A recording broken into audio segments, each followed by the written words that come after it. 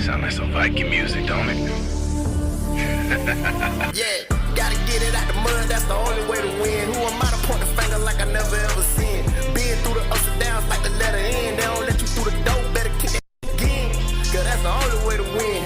That's the only way to go. Gotta get it out the mud, gotta get it out the flow. Cause that's the only way to go, let's go. Shooting, lights out.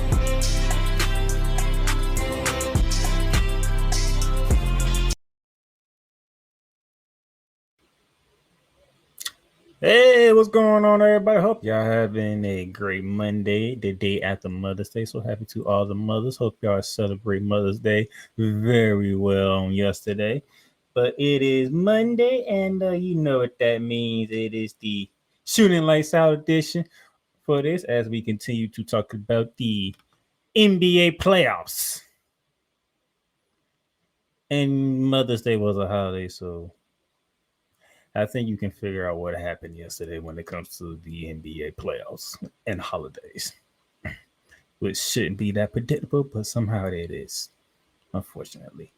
We're going to get ready for the WNBA season. We're going to talk about the top 5 players that we see going into the season, the top 5 teams that we see going into the season. Yes, and I did say we because, as per usual, the man that is known as the EP of all EPs, the man behind the Total Football Talk Show with Drew Willingham, and the man behind the Coming Back Morning Show with Cole Johnson. Cole Johnson. Well, thank you. And yes, the morning shift will make its return very soon. Yeah, thank you very much. And it's good to do Total Football Talk, but it's also good to sharpen my muscles and actually talk basketball with you. So thank you again for inviting me back into your platform. Man, we already talked about it last year. You practically a freaking co-host at this point. I don't know what to tell you on that. Yeah, I don't know. But before we get into our fun with the WNBA, and then of course what took place on Mother's Day. Okay. I do have some news that we want to talk about. I'm going old fashioned this time. Old fashioned? I'm going old fashioned.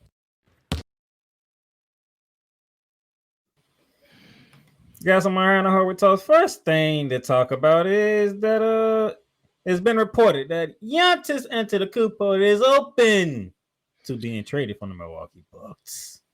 Yeah. This is something that I was hoping was not going to happen, but I figured it would. I think Giannis is seen because he's a loyal guy, and I think he's looked at what Milwaukee has been able to put forth since they won the title 4 years ago. At least and yeah, and he has said, this will not be the place for me, and I don't think I'm gonna win another chip here if I stay here.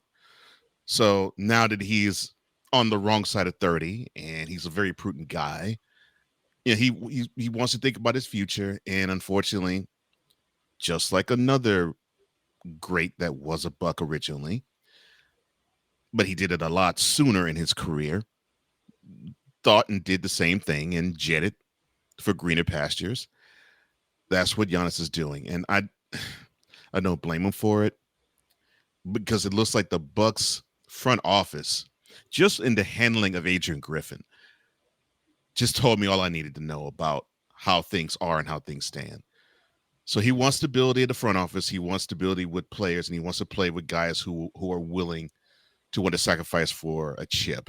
So, yeah, I heard this news in the earlier this morning. I was like, okay, so now he's willing to dip his toe out there for real. So let's see what happens. Yep. Sean Sharon broke the news on Get Up after the fact that probably did us a favor. Sean, I think you did the entire country a favor when you broke this news, because of what Cole Johnson will be talking about when he gets the Total Football Talk on Friday with you, Willingham. Gotta love opening night, don't you? And then I'm just gonna leave it like that. I'm just gonna leave it like that.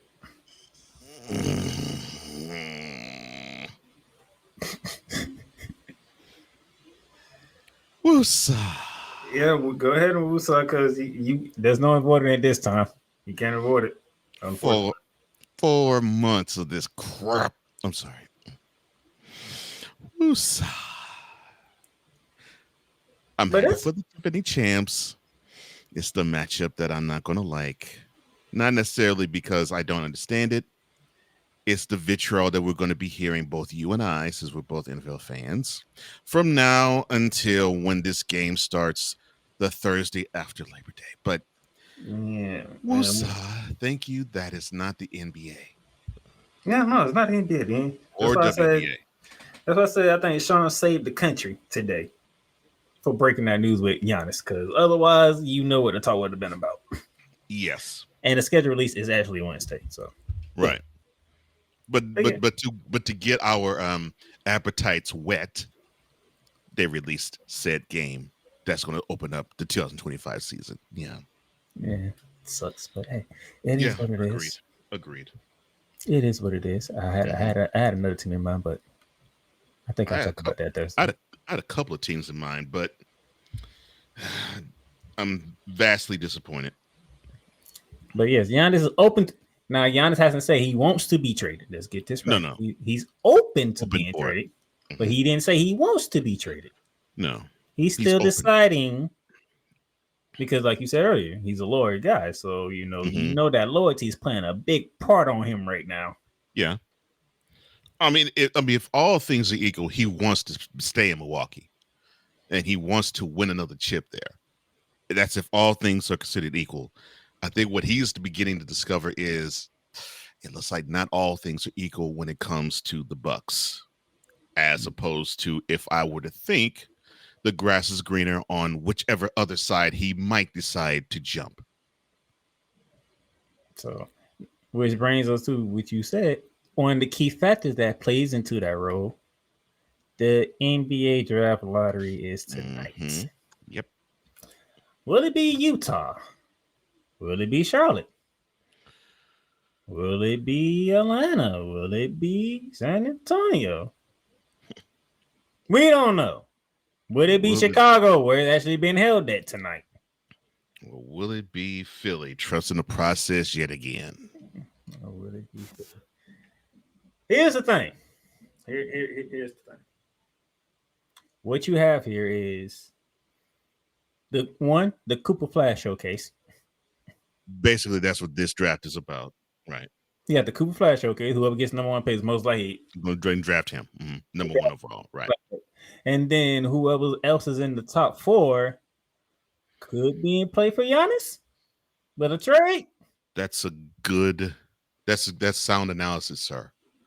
I think that's what's in play, and I think because of this news which broke this morning, yeah, I think now with the lottery teams, that's the next carrot to dangle after Cooper Flag. So can we make our position sweeter for the Bucks to say we have this, the number 2 or number 3 or number 4 overall? Maybe you can give us Giannis for that. I mean, that's a possibility. But of course, the draft is next month. But I mean, that's still a possibility. Thank you for trying to give me credit for that, but I took that from Brian Windhorst. No, I know. I was like, oh, really? Interesting. Because listen to Brian Windhorst, the Bucks have nothing. Bucks have nothing. They can't do nothing. Yeah, so if they get a top 5 overall, yeah, that would be a good. They need assets. Yes, they need as many of them as they can get their hands on. But yeah, they have no assets. And here's the scary part here, even though they are not part of the draft lottery. But check this out: the best team in the NBA has a good amount of draft picks. We talking, I think they said 21 draft picks. The Thunder is ridiculously loaded. I was like, how does the number one team get all them picks? And they've been the thing is, they've been stockpiling these picks for the last 6-7 years. With every move they have made, they've guaranteed themselves at least 2 or 3 draft picks in return. And I'm like, how in the heck are you all just stacking these picks up? So Like, just in jeez. case the Oklahoma City Thunder doesn't work out the way that people want them to work out, they might be in play for Giannis. That makes it Yeah. even more scarier. They might be in play. I don't think Giannis wants to go there. But yes, the Thunder would possibly be in play because they got picks upon picks on picks, and they may have yet another one with this draft later on tonight, depending on where certain teams fall. So yeah, the best team in the country can be in the mix for Giannis after the Cooper as well as speaking of the West San Antonio Spurs. I was listening to the scuttlebutt about that. To me, in terms of talent, that's the best spot for him to land. In terms of talent, I think that's the best spot for him to land. Now, if he wants to actually go to a ready-made contender, yeah, the Thunder, obviously. The Knicks probably would need someone like him. Let me see. What's another good fit for him? Hey, don't be gassing up Stephen A. Smith. No, and I'll gas you up. The Magic probably be a good fit for him there too. I don't think we have the assets though. That's the only issues. That's the only issues with both the Knicks and the Magic. The assets, I don't think both teams have. But in terms of talent and what they need to push them over the edge and over the top, and he would provide different things to both the Knicks and the Magic. With the Knicks, he'll provide the understanding 1A that they have, because with with Karl Anthony Towns, does he want to be 1A? Does he want to be number 2? Does he want to be number 3? Or does he want to be neither? Or does he want to be any? But with Giannis, it's 1A or 1. And so you have that understanding that with Jalen Brunson, he knows for the first time since he sort of came into prominence right before he got traded from the Mavericks, where he had Luka Doncic. That situation would provide itself there. You have two studs, one in the backcourt, one in the front court. That's the Knicks. For the Magic, they got a boatload of talent. They just need that veteran leadership. Yeah, they do. And not only would they get the veteran leadership with Antetokounmpo, but they'll also get a champion who has that veteran leadership. Veteran leadership, but and talent. The dude is still talented. My main concern for my Magic is we need some shooters. We have no shooters. True. You got some athletes on your team. I agree with you. You got some athletes, but because Pablo, Franz Wagner, they know how to put the ball in the bucket. Yeah, but they don't do it on the level like Carmelo Anthony used to do. They don't do it at a level like SGA. We need. Matter of fact, I give an example. Mm-hmm. We're gonna talk about the entire game later, but Peyton Pritchard, can we get a guy like that to be part of the team? That's all he does. That's what we need. That's all he does. Just park out in the 3-point line and just chunk him. Yeah, we need somebody that can hit him. We have nobody that can hit him. That's the problem. We're great defensively, but guess what? Defensively want to get you so much when you can't do nothing on offense. Yeah. If you break, your defense can't stop too many fast break opportunities if a team is really good on it. Yeah, as it was proven in the last round with the Celtics. But yeah, Celtics didn't really blow us onto the final game, and that was it. That was after half. No, I know. I'm just saying. But the Magic didn't even score 90 that game. That's what I'm saying. If the shots ain't falling, and you got them, and they try to have those long shots and they don't fall, those threes that brick give you long rebounds and they can jet down the court, which would be easy twos, if threes. So that's my concern with my Magic. We need somebody that can shoot. Jeez. We can get some shooters. Okay. I won't disagree with you there. But I don't think the Magic, if they are in the running, I don't think they can turn down somebody like Giannis to be on the team, though. I'm just saying. But yes, draft lottery tonight. We'll see who's going to get the overall pick and possibly Have to hear about Cooper Flag being there and how does he fit in. And no, he ain't gonna be to the Rockets. As nice as it would be, no. No. Because I heard that too. I'm like, no. I mean, same issue. The surprising really have to turnaround from the Rockets. Yeah. No assets. Or if you feel as though the Bucks think, oh, Jalen Green would be a great pickup and get. But I think his stock in terms of if you want to trade him has fallen because of last round. But that's me. So yes, draft lottery tonight. Giannis is open to be traded, not going to be traded, but he's open to it for the first time in his 12-year career. Yeah. So this is an interesting thing that's going on right now. And then the final thing.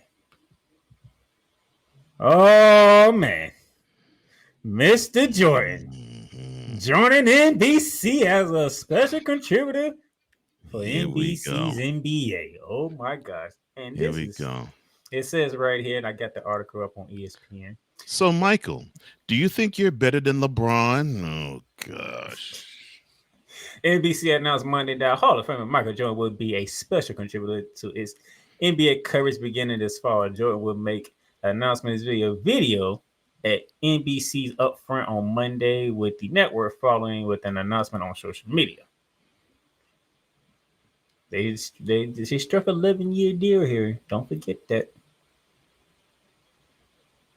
Oh, NBC, yes. Yeah, yes. NBC. And I hate to say this, but for those of you who are mad about some of these shows that was unfortunately cut, it was because of the NBA.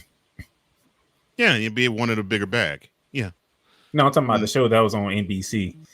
They released the shows that they cut. Oh. And there was some good shows that they cut. I was like, that's an NBA move, ain't it? Yep. And you know me. Let me go do my research. Sure enough, NBA move. I mean, it cost NBC a pretty penny to get it back. So, yeah. Some of the good shows that they cut, it was for the NBA. Which includes Peacock too, okay? So you're going to have NBC dealing with the WWE and the NBA.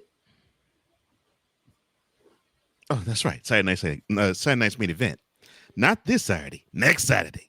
Yeah. I'm sorry. Unfortunately, due to what happened to me last month, I can't go, and I was planning on going to it. It's right down there, not that far. Yeah, about to say, what? It's about an hour from you? Yeah. No, about 4 hours. Oh, that's right. I forgot. I keep forgetting. You're not in Orlando. You're in Jacksonville. Yeah. If I was in Orlando, still, it would be 2 hours. Yeah. It's basically 2 trips to Jacksonville and Orlando to get to Tampa. Gotcha. But yes, Michael Jordan. I'm looking forward to this. I don't know. Jordan knows the GOAT is going to contribute to the coverage. Jordan knows his basketball. I mean, you've heard interviews of his. I've heard interviews of his. He definitely knows the sport. And he loves being an ambassador of the sport, obviously, in the 22 years since he has left the sport as a player for good. He enjoys being an ambassador. And I think when they did the NBA NBA All 75th anniversary team, and he got that love that he received in Cleveland, of all places, I know that to warm his heart and make him think, how can I contribute to the game? And here's another thing I think that I thought of when I saw this. Bill Russell, yes, winningest champion in NBA history and probably even sports history. And for those who don't know, he won 11 championships, a couple of them even as a player coach, but I digress. In the 80s, he actually decided to become an analyst. And it was interesting to see the knowledge he actually decided to dispense when he got the chance to do it. So I'm seeing, and of course, this was about, a little less time, like about maybe 13 years after he retired. So, here's Jordan, 2026 season, 23 years after he hangs it up for good. And he actually now has the the ability to talk about how things are as a player, how things are as an executive, and how things are as an owner. That's a really good base of knowledge from that one source. And by the way, he pretty much, by if I think 3/4 of basketball fans, is considered the greatest basketball player who ever played. Yep. I'm looking up here. So what it looks like here, if I'm looking at this correctly, with the addition of Michael Jordan, you have Carmelo Anthony as a studio analyst. That's a good pickup too. You have Jamal Crawford and Reggie Miller as analysts as well. Ooh, Jamal Crawford, one of the greatest storytellers is out there. One of the most underrated storytellers out there. So that's a really good pickup.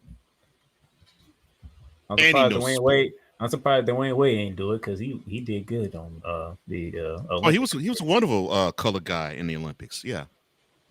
And then your two play-by-play guys as of right now, NBC, you couldn't pick any two better guys in my opinion. So you should go with the play-by-play. Mike Tirico and Noah Eagle. I'm just saying. Oh, those are your two play-by-plays for NBC? Yes.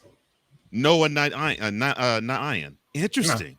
Okay, so Noah gets a chance to be primetime with basketball. Okay, cool. Because I think what they did with him, I think the Olympics was his test. His test, and he surpassed it.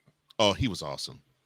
He was awesome. And I was hoping he was going to get an opportunity to do play-by-play on the big national stage after the Olympics. I was like, I like how he calls games. He's pretty cool. He's knowledgeable. He's entertaining. He's into the game. He's knowledgeable with the sport. And he's similar to how his father is, where he does not step over the color guy. He lets the color guy shine too. Yeah. And Mike Tirico, I think he's been chomping at the bit to call NBA games again. So yeah, I think those are two good play-by-play guys. I agree. So I'm looking. This is NBC ain't playing. No, NBC is not playing at all. And they're bringing the whole music bringing back the John Tesh theme. For those who don't know, I haven't heard that. I haven't heard that thing so much in my life until after this deal. Mm-hmm. Oh, they're using it in the commercials now. I'm like, good gracious. Yeah, that's how it was from 91 to 2003. Yeah, they told Fox, "Hey, we taking our music back." Because Fox was using it for that college hoops. Mm-hmm. And they taking it back now. Oh well. But yeah, good for NBC. I think they're showing you they're serious and wanting to cover the sport. It's been now it will be 35 years since they last did it, and so now they're coming back with a bang. And I'll be doggone if having probably the most focused on athlete in the last 40 years be an analyst. Whew, man. NBC, they on the move. They doing things. So I'm looking forward to it. I'm pretty sure they're gonna have some more people in it. Oh yeah. I mean, this is May. I mean, they won't be doing anything until October. So yeah, you got some time. But man, what they have already. Yeah.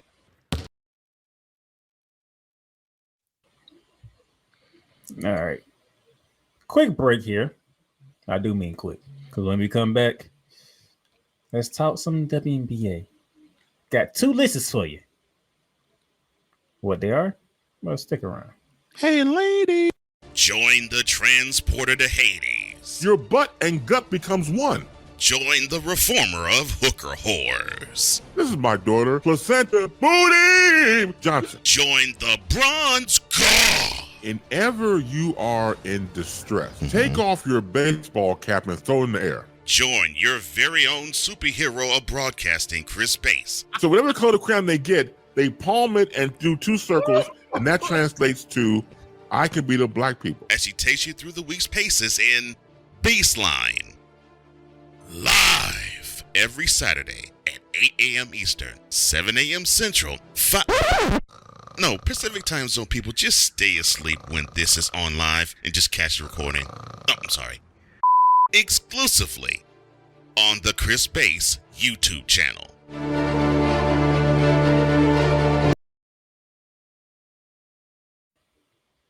Like I said, a very quick break here. Mhm. Now, let the fun begin because starting this weekend, beginning on Friday, it is the WNBA season. And we've been looking forward to this, especially me, ever since my ladies trying to capture that elusive title. And now you can celebrate because your Liberty, they are the light on the light at the top of the hill for the first time in WNBA history. Took 28 years to get there. And now the Liberty, who have been the hunters for all this time, now they are the hunted. But before we get there, top 5 players going into the season. All right. My first one is finna shot some people. I thought long and hard about this as well. I'm like, okay. Right. Pretty much, if y'all smart WNBA people, y'all can pretty much figure out the 4. Right. It's number 5 that's the tricky part. In fact, I got your foe. Oh. Let me move myself out the way. There's your foe. Asia Wilson, Caitlin Clark, Brandon Stewart, and Nafisa Collier. There's your 4. Darn you, Coach. There's your foe. There you go, Johnson. He said, I don't think he said that's your fault, but he ain't put him in the exact order. So No. I ain't put them in order. I was just saying that's just the 4. but yes, those are 4 of them. So but who's number 5? Right. Well, here's number 5. Satu Sabali. Really? I went with Satu Sabali. I said, you know what? All right. She was injured. She was injured for most of the season, so she only played 15 games, right? Mm-hmm. But when she played, matter of fact, this is what she did in 2023. 18.6 points per game. She was shooting 53.5 on the field. Okay. Mm-hmm. She was shooting 36.1 from 3-point range, giving you 8 rebounds, 4.5 assists a game, almost 2 steals a game. Most improved player when she was with the Dallas Wings, all WNBA first team. You take her out of Dallas and you put her in Phoenix. But all the moves Phoenix has made, yeah, that's Satu's team. To me, I know Kaylee Copper's over there and Alyssa Thomas over there, but that's Satu's team now, in my opinion. That is Satu Sabali's team. She's the face of that franchise now. It depends on how they start out the blocks, man. Because normally when you have big time players come onto teams, they want to show that they are the man, or in this case, the woman. And so, if they can buy into her being the woman, then that means the Mercury will actually be a thorn in many team sides. If not, they will be spending a lot of this season trying to gather chemistry and having these ego battles as to, I'm the woman. No, I'm the woman. No, I'm the woman. No, I'm the woman. The sooner they can actually lock on to that, the better their chances are to be successful. Oh, Victor's in the chat. Mm-hmm. Of course, I still get the super hacker broadcast with Spit Jackson thing. It's wonderful, though, isn't it? It's getting old to me. What do you mean it's getting old? It's getting old to me.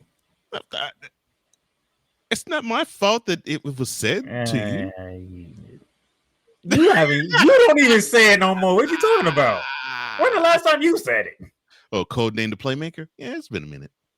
You don't even say it no more.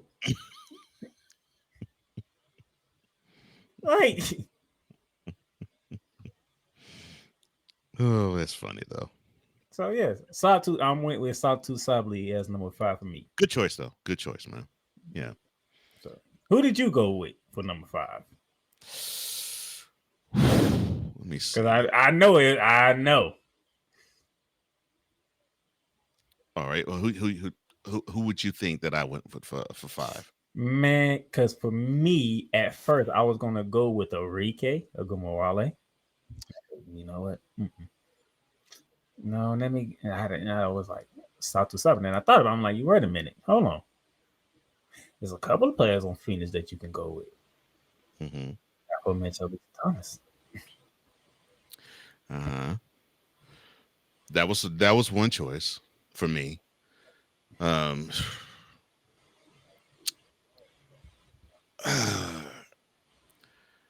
You were talking about Kalia Cooper too. I was like, that was another choice as well. Yeah, Kalia Copper was definitely another choice. Yeah, I was thinking that might be another choice.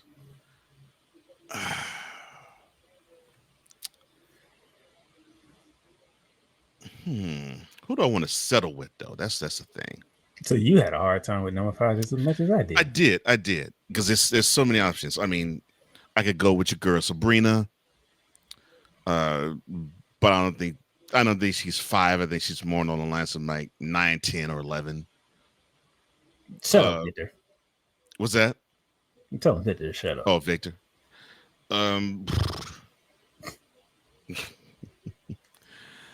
Of course, I'm praying for Angel Reese, but that's a personal one. I ain't do personals. No, and I didn't do personals either. So I think I probably would settle on Kalia Copper, because I think you're on the right path, bro.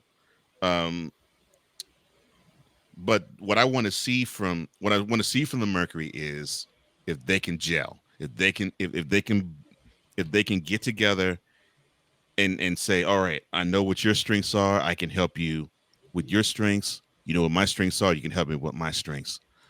And if they could come to some sort of I guess pact to lead the team with their talent, you might be seeing some really good play from the Mercury. Not bad. Okay. Mm-hmm. So go ahead and show your background. This is the only time I'm gonna use Cole Johnson's background for good use. Oh, come on. What do you mean for good use? All of us for good use. What are you talking about? I said for good. I'm talking about for me. The rest of your backgrounds are just don't make no sense. What do you mean don't make no sense? You just taking shots for no reason. But that's the beautiful part about it, because you want to take them shots too. I'm helping you take those shots. Okay. That's what I thought. I know you too well, playmaker. Maybe you do, maybe you don't. Who knows? You want to take them shots, I help you take the shots. I understand it. That's how it is with mentality. I have to be the one to set the table, and Wise Norm is the one that knocks the pins down. He has the fun. I have to be the straight lace guy. So I'm like, okay, it's understandable. I could do that. I bet you can.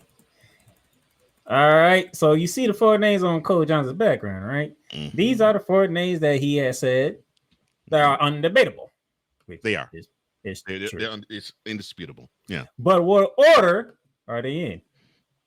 Is the question. Okay. Cole Johnson, who do you have at number 4? All right. So number 4, I would probably have Caitlin Clark. So you going with Caitlin Clark at number 4? You can come back on the screen now, sir. Jeez. Okay. All right. I'll probably have Caitlin Clark number 4. So you got Caitlin Clark at number 4. Mm-hmm. That's his number 4 pick. Who is my number 4 pick? Well, the aforementioned Caitlin Clark. You know, Caitlin Clark had a hell of a rookie season. You cannot deny that. The second half was beautiful. Yeah, the second half was beautiful. Rookie of the year.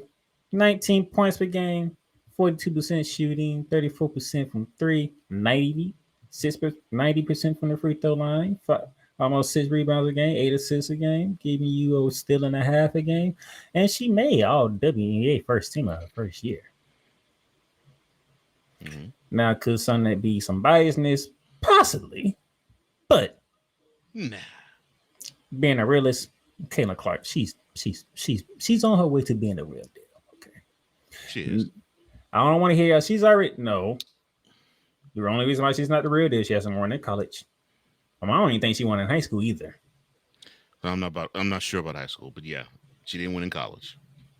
At some point in time, I'm gonna need Caitlin Clark to win. And when I say win, I don't mean win this many amount of games. Or gold medals. I don't mean gold medals either. That's what I thought. I mean bringing home the chip. I'm gonna give respect. Respect is due. Yeah, the girl can ball. The girl can ball. Yeah. To crack my top 3, unless the other 3 start to retire or have a downfall, I'm gonna need Caitlin Clark to win some chips here. Okay. Yeah. We need to hang some banners. Any disagreements? No. None whatsoever. I really want to see her step up and be a champion. We've seen her step up and be a winner. It's time for her to step up and be a champion. And yes, I think we could say she has to step up and be a champion her second year in the league, because I think that type of pressure is on her and she has that type of talent to do it. Now the question is, can she bring that talent to bear? That's the only question that really presents itself when it comes to Caitlin Clark. So nothing. I have nothing but praise for Caitlin Clark, but I need to start seeing her hang some banners up. Agree. Now she don't hang it up in year. I ain't Coach Young, but she ain't hang it up in year 2. I'm not gonna trip.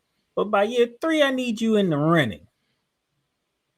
Teams need to be looking at Indiana and be like, "Damn, I got to go through Caitlin Clark for this chip.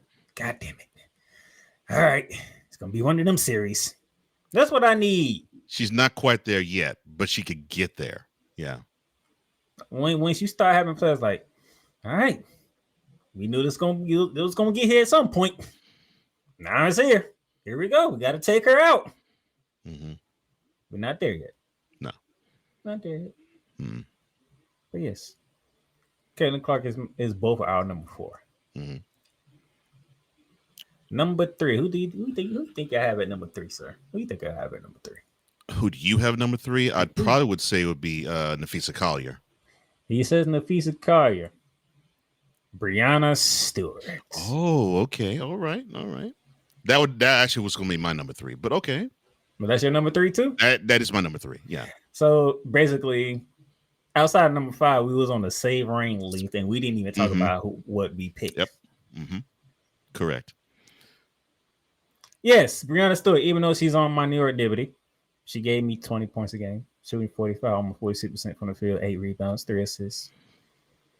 Yeah, girl can ball. All WA first team, all defensive team, 3rd in MVP voting. Helped lead the New York Liberty to their lone and only championship thus far. So yes, y'all should have known she was going to be on the list. But the question was, what was Playmaker going to place her at? Place her at number 3, which tells me that Cole Johnson and I picked the other 2 in the same spot. So go ahead before you have the same person at number 3. So I'm gonna let you go ahead and say what you got to say. All right. Well, I wanted to know what was going to be the player that was going to power the Liberty over the top, and I had to educate myself on one Miss Stewart, and she is the real deal. She proved that last year, all throughout the playoffs. She proved that, and I think what's going to help her is now, she had a championship pedigree in college. Now she has that championship pedigree in the pros now. And I think she's going to have fun. She's going to have fun being the hunted. She's going to have fun being one of the one of the leading MVP vote getters. I think she's going to enjoy that, and I can see her game going to another level. I really can, because I don't think she feels that she has to prove anything. Now she can free stroke. And normally when you have a really good player like that doesn't really have to prove anything, but still has that hunger in the belly, watch out. I personally think we've seen the best of Brianna Stewart yet, in my opinion. All right. So, since we pretty much had the same list as for number 5, number 2 is Nafisa Kaya from the Minnesota Lynx. Correct. 20 average the same amount of points that Brianna Stewart is, but shot better than Brianna Stewart. Average more rebounds than Brianna Stewart. Had more assists than Brianna Stewart. Had better steals and block average than Brianna Stewart. As you can see why she was picked 3rd and Kaya's number 2. Oh, no question. And plus, she finished 2nd in the MVP voting. If she wouldn't have got hurt, she probably would have been a lot closer to the number 1 person. She probably would have. But she was injured. As a matter of fact, she was actually, in my book, to be honest, she was leading before she got injured in my book. I'm like, damn, she's doing better numbers than everybody. God dog. But then the injury happened, and the rest was history. Defensive Player of the Year. All WNBA first team, all defensive first team. I'm pretty sure Cole Johnson don't got nothing to add from what I just said about her. And those of you at home who love women's basketball and do your research and you take the time and you pay attention to what's going on, you know who's the best player in the game. This stud right here. Go ahead, I'll let you go.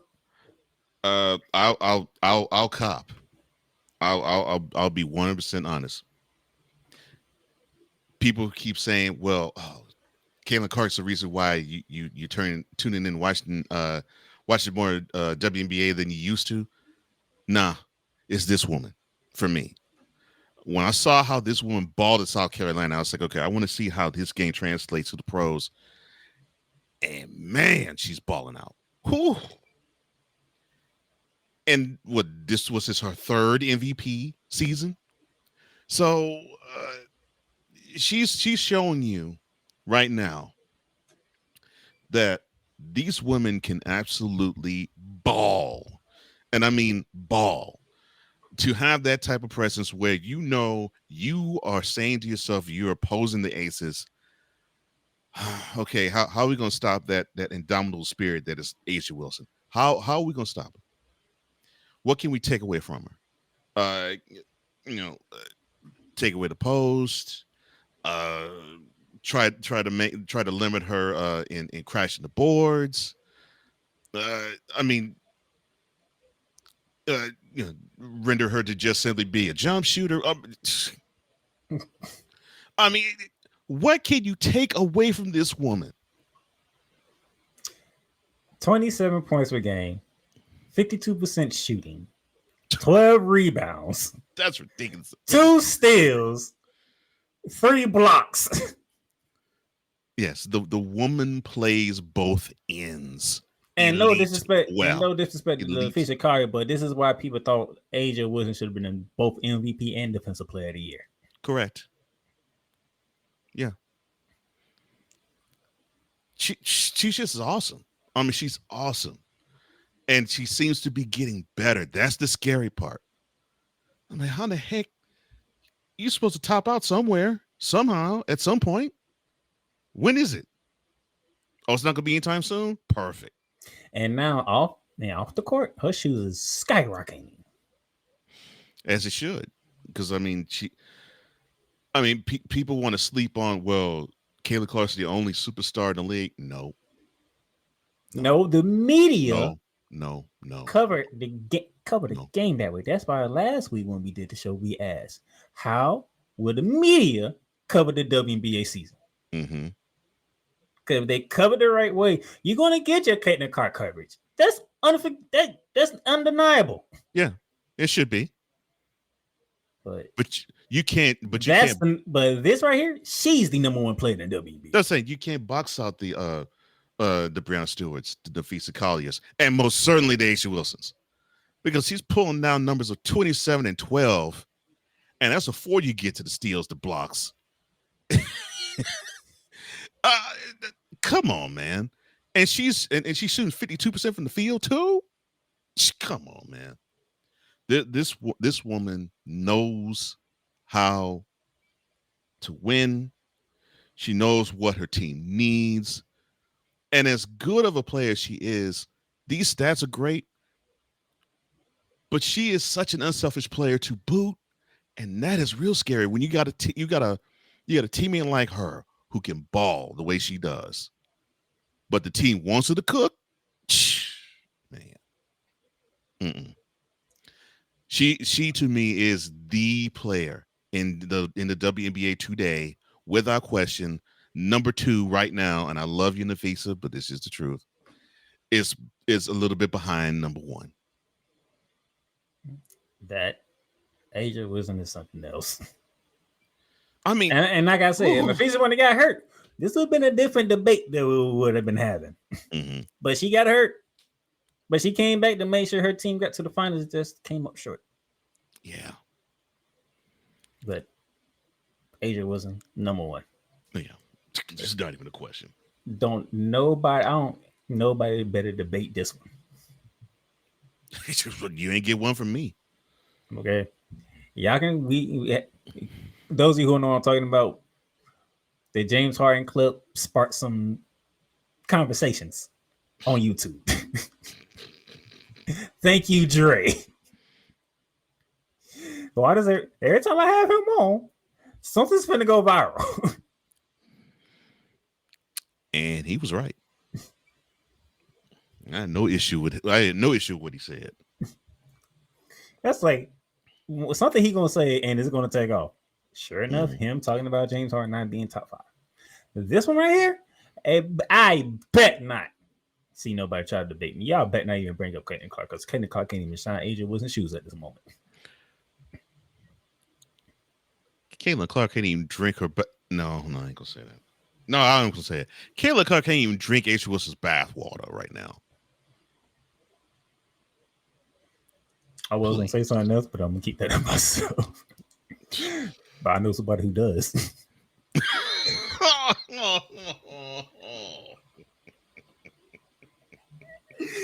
I'm sorry, my bad. Love you though. Love you. Just your season's over, so you really don't have much. I don't think you have much going on right now. As she's preparing to I hate to say this, get some payback on a certain team. And I think that's going to fuel her this year.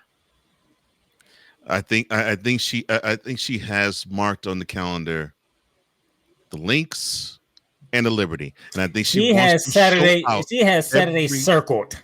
I think she wants to stunt and show it every time she plays the Lynx and the Liberty.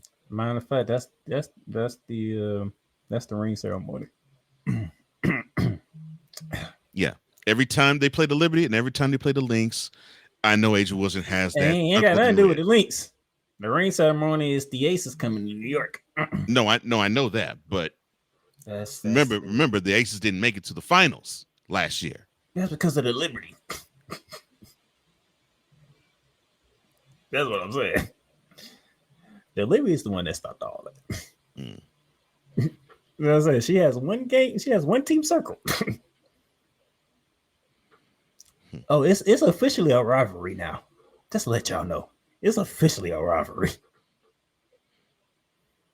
which is kind of interesting because now you want your Laker Boston rivalry, teams that's on different sides of the country going at it. There you go, Las Vegas in New York.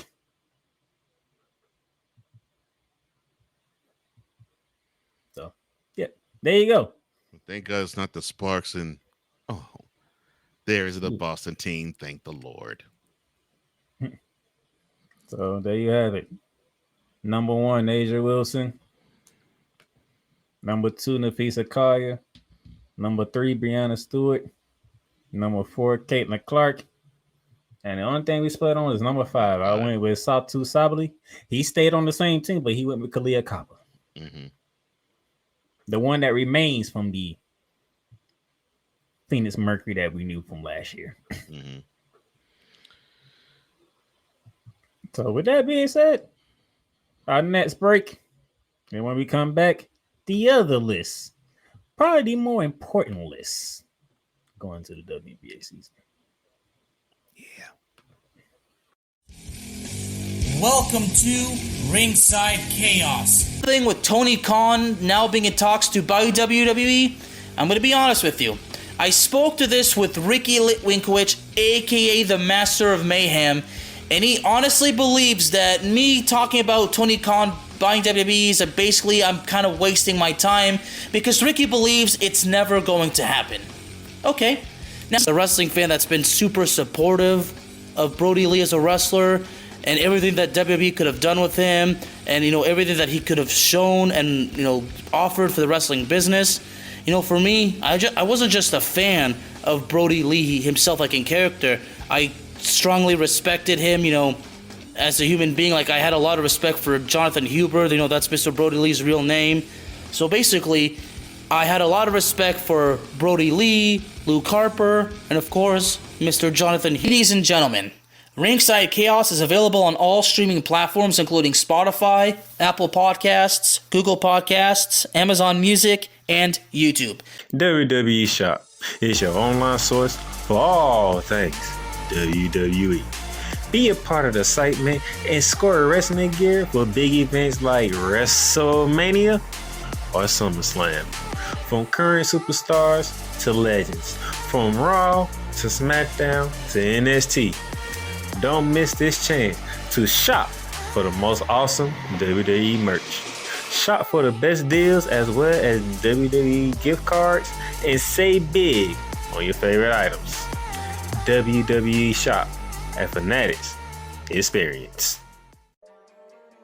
Cool McCain. You thought you wanted Gunther against Chad Gable, but you didn't. And I'm going to tell you why. Chad Gable would take everything that Gunther's done and bury it. The Playmaker. It was on site. AJ Styles walked out there, seen LA Knight. Oh, okay, then LA Knight hopped out the car. Let's go. Break down everything in TNA, AEW, and all of the WWE programming.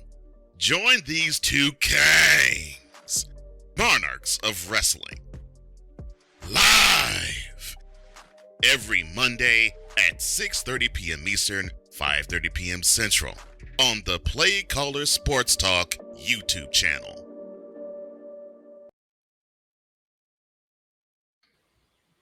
And welcome back to Shooting the Lights Out. If you didn't see our top 5 WNBA women's player is down there on the ticket down below. You'll see what we got down here. But now we finna dive into the top 5 teams going into the WNBA season. Since I kicked this one off, Cole Jones is on the right for you to kick this off. Who you have at number 5? All right, well, I have number 5. All right. Even though I really don't think it truly does matter. 405. 4 or 5. I'll say this. I'll say I have a hard time choosing between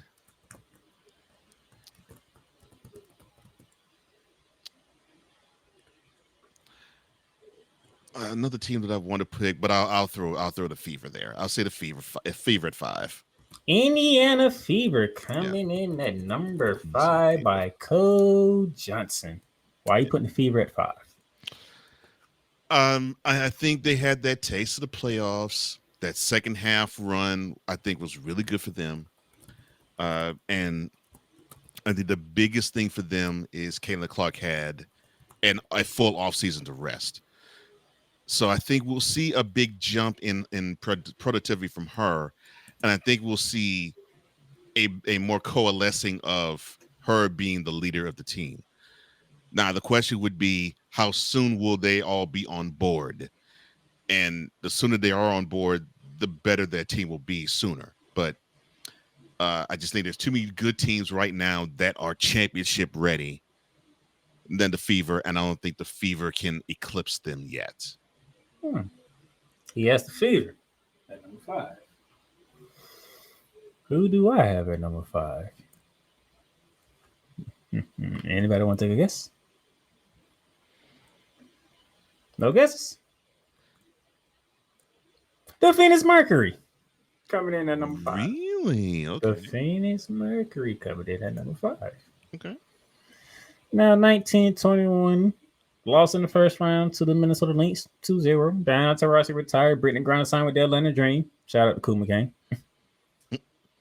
But they did trade it for Lisa Thomas and Satu Sabli to go along with Khalid Copper.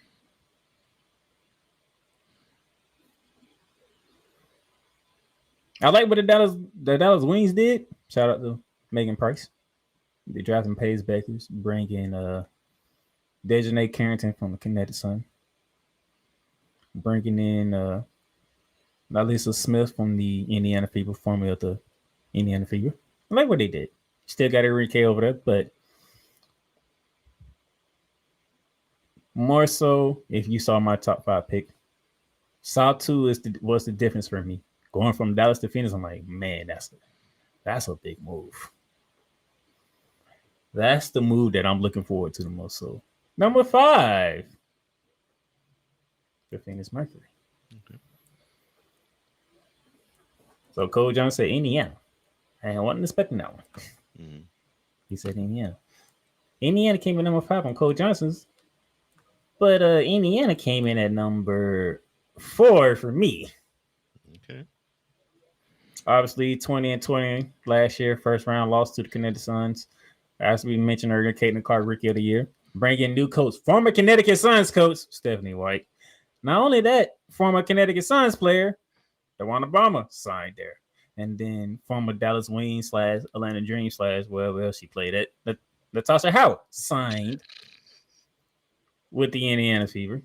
And then I think the move that really sent it over the top, Cole Johnson, is that last row right here. Traded for Sophia Cunningham from the Phoenix Mercury. Mm-hmm. Caitlin Clark is already who she is. Now you gave her a sniper? Oh, no. Y'all gave her a...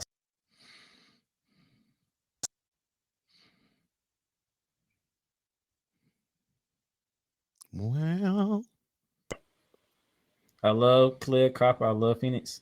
But when you got rid of her and she went to Indiana, I was like, why would you give a dangerous player like Caitlin Clark a sniper like Cunningham?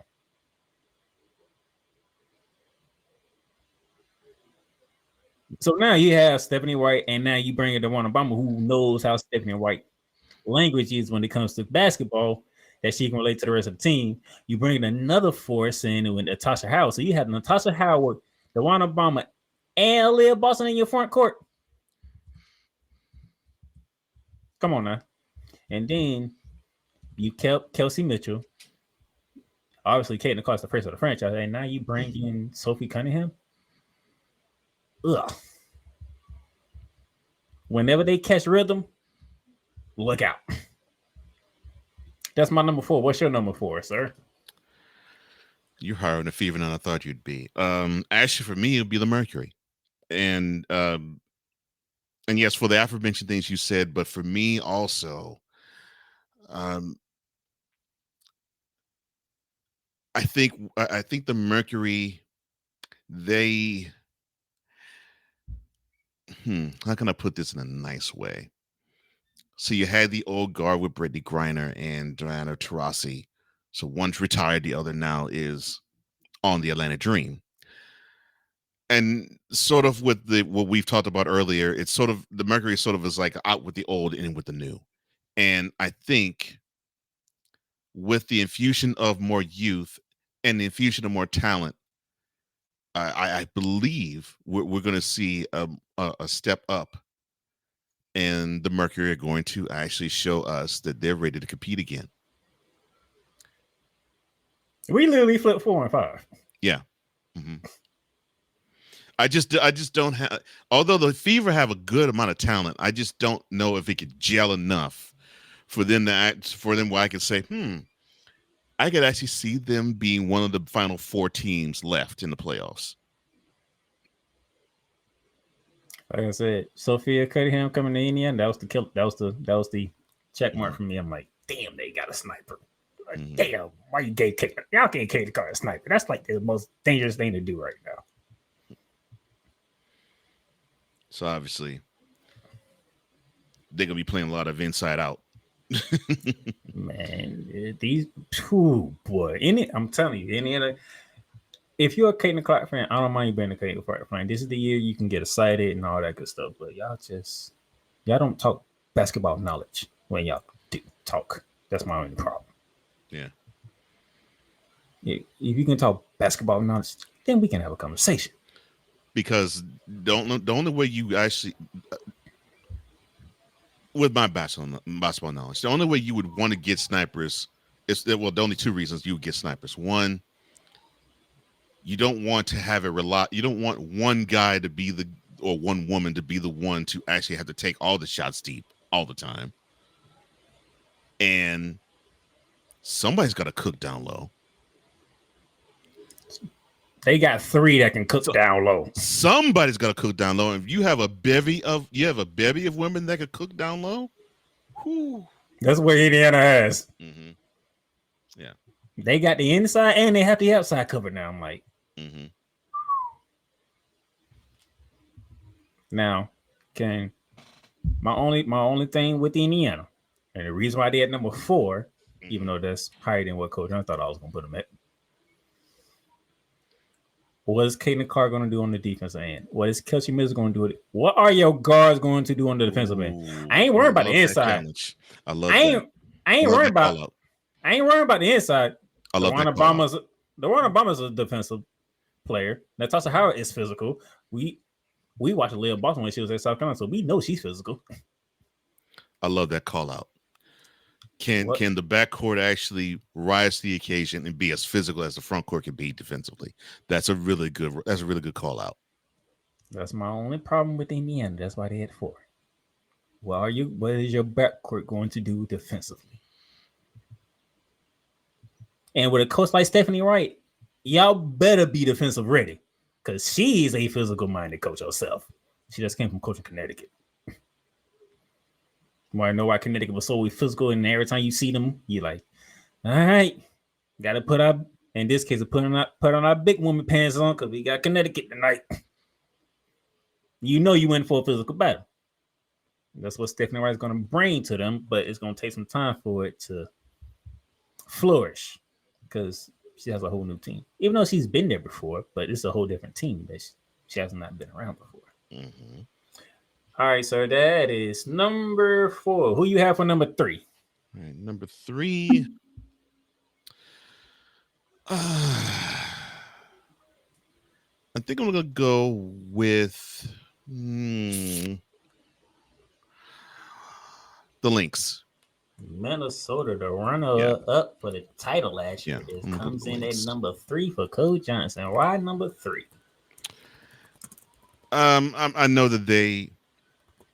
I know that they're stacked. Of course, you got Collier that's leading the charge. I'm just thinking that you're going to have teams right now in front of them that if they remain healthy, it's going to be like a Clash of Titans type of thing. And that's the only issue that I have with the Lynx not being number 1 or number 2. I just think that right now you have 2 big time presences, the big time studs in the WNBA right now, and I think they stand in the way between the Lynx and getting another ring for now.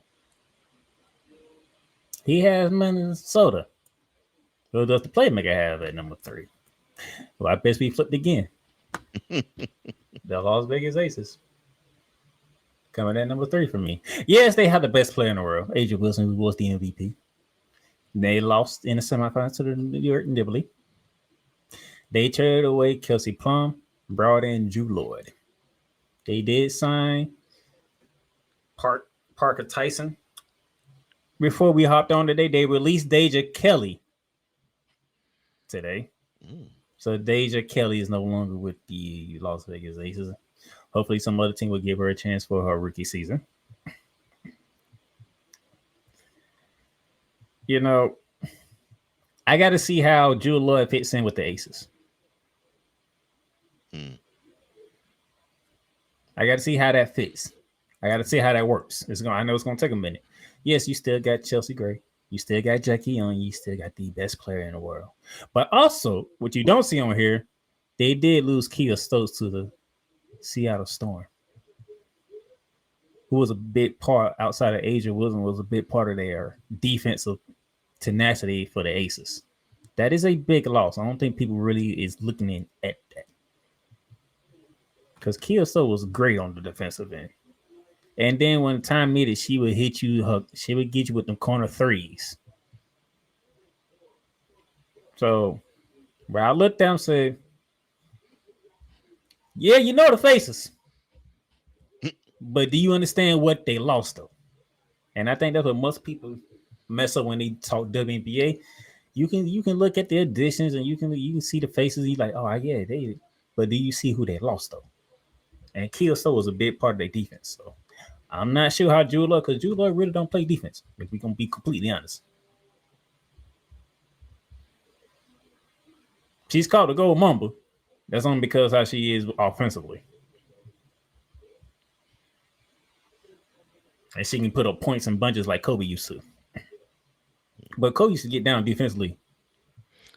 And people rarely talk about that, which is a shame. I don't see that from Drew Lloyd when she was in Seattle. So I got to see how Drew Lloyd fits in with the Las Vegas Aces. So that's why they at number 3. So you can guess who's number 2 is. Yeah, for you would be Lynx. Number 2 would be the Minnesota Lynx, the runner-up to the New York League for the WNBA championship. The piece of card, as mentioned earlier, the defensive player of the year. They didn't lose anybody. They ain't gaining anybody, but they ain't losing anybody. So the same team that was in the finals is the same team that's coming into the season. This means I got to put respect on the Minnesota Lynx. They are running it back with a sour taste in their mouth from losing in the finals a year ago. Number 2, if I had to guess for you, sir, it is the aforementioned Las Vegas Aces. Thought so. And it's that for me because with the losses that you mentioned, and I agree that the Aces will feel them, and I think they felt it a little bit last year, considering they weren't their dominant selves that they were the previous couple of years. They have 2 factors that still remain. A'ja Wilson on the court and Becky Hammon on the sideline.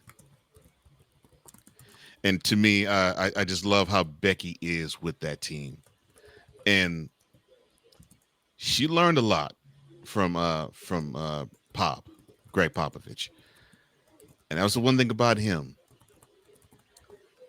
There were times when we picked against the Spurs when they didn't have the stud players, or the stud players were on their way out. But he would always find a way to win, and he actually found a way to win chips when the guy that was the stud in his stable wasn't quite the stud. So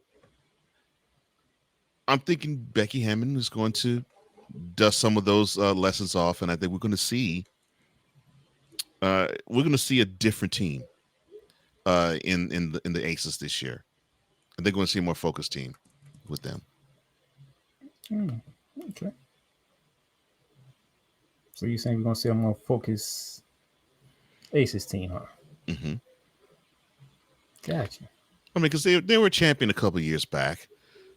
So, yeah, that also leaves a nasty taste in your mouth. Because you think that team that has the ring doesn't belong there. We belong there. And I think that is the biggest motivating factor for them. And number one is the obvious choice. New York Liberty. The New York Liberty. STACKED. They're just freaking stacked. 32-8 last year, WNBA champions, John Cryer Jones Finals MVP. And even though I was mad that we had to let Kelly Thornton go to the newly Golden State Valkyries, y'all messed around and y'all let the New York Liberty grab Natasha Cloud.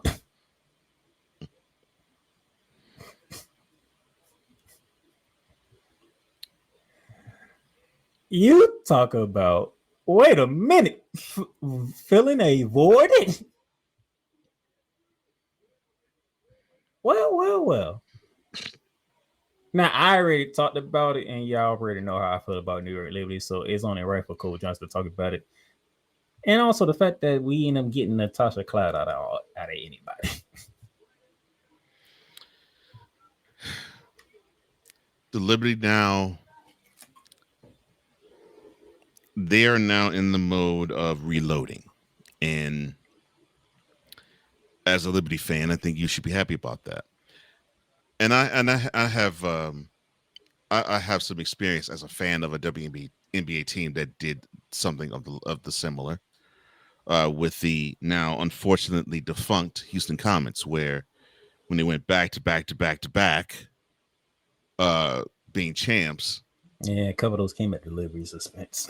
And a couple of those did come at the Liberty's expense. Right around championship number 3, you felt as though the team was reloading. And it's like, and, you know, the first 2 years, you know, Cynthia Cooper was the player, and she was the player in the WNBA. Without question, without debate. And then you started to see the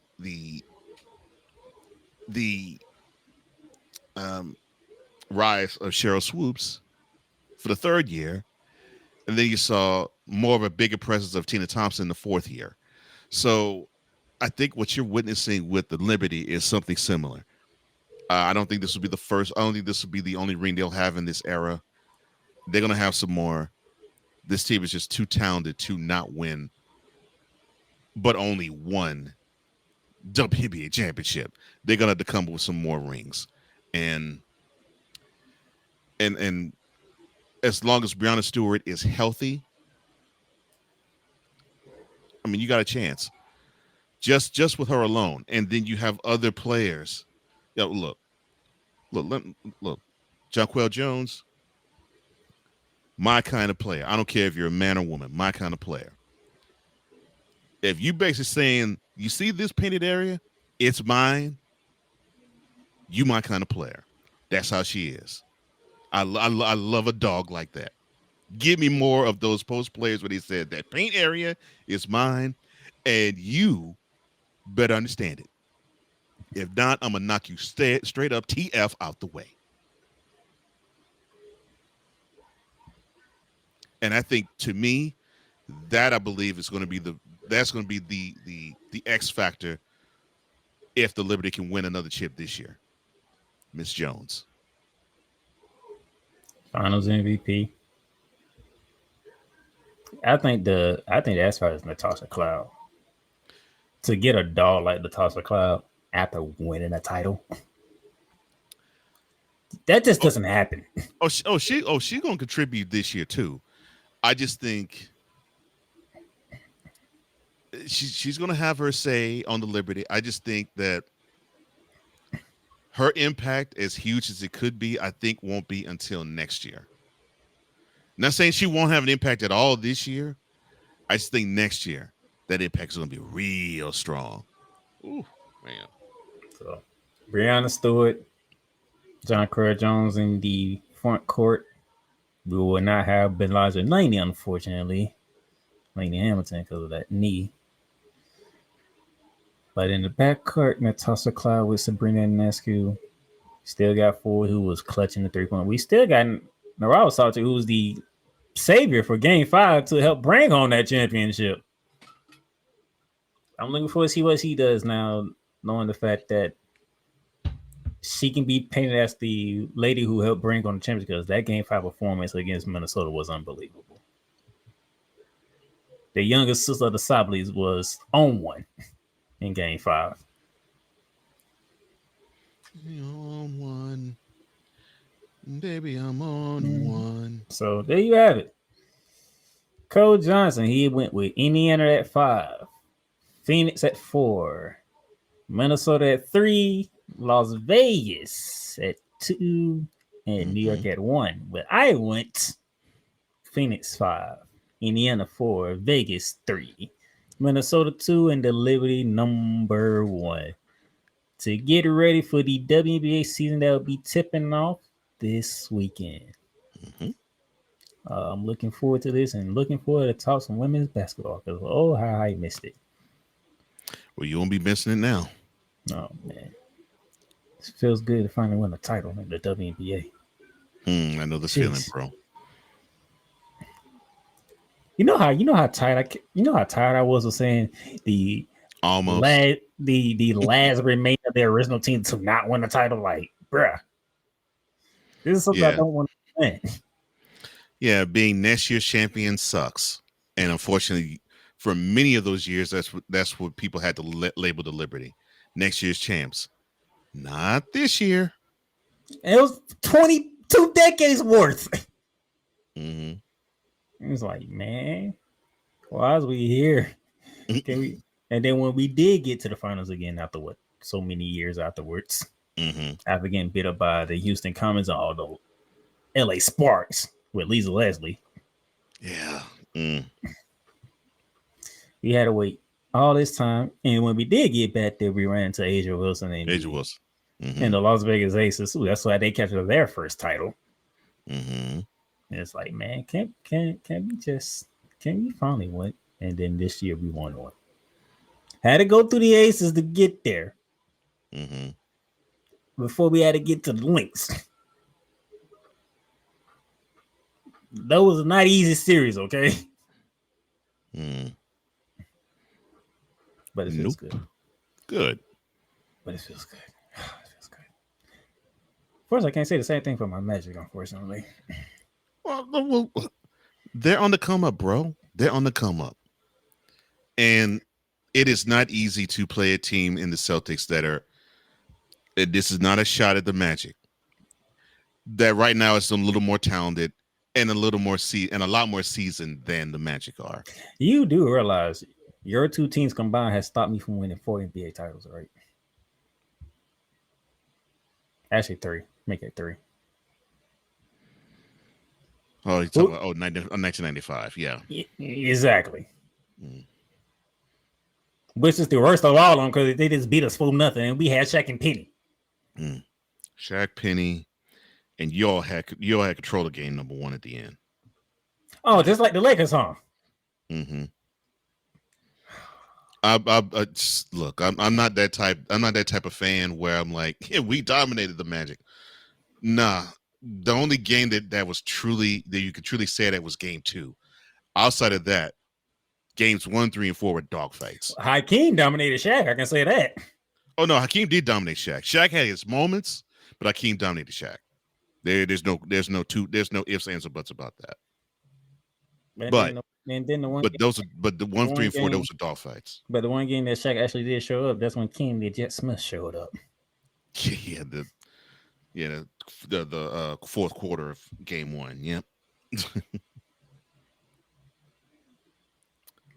I am one of them threes. Have you noticed? I be fans of unlucky teams here. Orlando being the main one. Well, the reason why because the Braves actually got through recently for me. Well, I sort of understand that. That's how I felt with the Astros, and I did feel that way about the Rockets for a while. And of course, '94 made me not feel like that way about them anymore. So that was good. So all the teams I root for has one title except for Orlando Magic. Get it together. I'm missing the NBA title here. Well, they got a talent, bro. You will be. I think you'll be pleasantly surprised as how far they will advance next year and the year after that. All right, break. Come back into the NBA. Because the weekend that had a holiday with it, so you know what that meant. Whoop. Welcome, ladies and gentlemen, to another edition of Into the Net FC. Kylian Mbappe just all of a sudden finally understood his role, and I think he finally understood that everything Kylian Mbappe has accomplished already, there is still a hell of a lot waiting for him in the future. Kylian Mbappe is only 24 years old. He has accomplished so much, and you know what? Kylian Mbappe has not even reached his prime. Finally seeing, the Marcus Rashford we have been hoping for such a long time, But, this game, after everything Manchester United has been, doing lately, this was actually the ultimate test, to see if Manchester United, honestly was all of a sudden for real. I explained this. The United States, maybe they have to suffer this loss as a lesson to learn to prepare for the future. Because 4 years from now, the World Cup is in not one, not two, but 3 countries. The United States of America, Canada, and Mexico. Into the Net FC is available on all streaming platforms, including Spotify, Apple Podcasts, Google Podcasts, Amazon Music, and YouTube. Get mounts of entertainment with Paramount Plus. Stream new movies such as Mean Girls, Transformers: Rise of the Beast, and Good Burger 2 with Paramount Plus. Stream live sports such as the UEFA Champions League, the NFL on CBS, the PGA Tour, and March Madness. Catch hit CBS shows such as Fire Country, Ghost, NCIS, and more. But also catch exclusive originals for Paramount Plus such as Special Ops Lioness, The Famous Stallones, the new streaming home of Showtime. Watch Showtime original series and movies when you sign up with Paramount Plus with Showtime. Make it a fun, action-packed adventure for the whole family and create kid-friendly profiles for the little ones. So much to stream with Paramount Plus with over 45,000 full episodes from BET, CBS, Comedy Central, MTV, Nickelodeon, and more. Paramount Plus, mountains of entertainment. Join Ryan McCarthy. I became a Jets fan because Kurt the Frog was my favorite Muppet because he was green, and the Jets wore green. That's how I became a Jets fan. And Dustin Henry. ESPN is cashing all in on let's pay a few personalities and we'll just kind of fill in the gaps. As they walk you through all of the world of sports from their perspective. The Albany Empire, it's a literal circus. No credentials required. Where, Ryan, say the tag. Where you don't need a press pass to talk sports. Every Monday at 8 p.m. Eastern, 7 p.m. Central. On YouTube and where you can find all podcasts.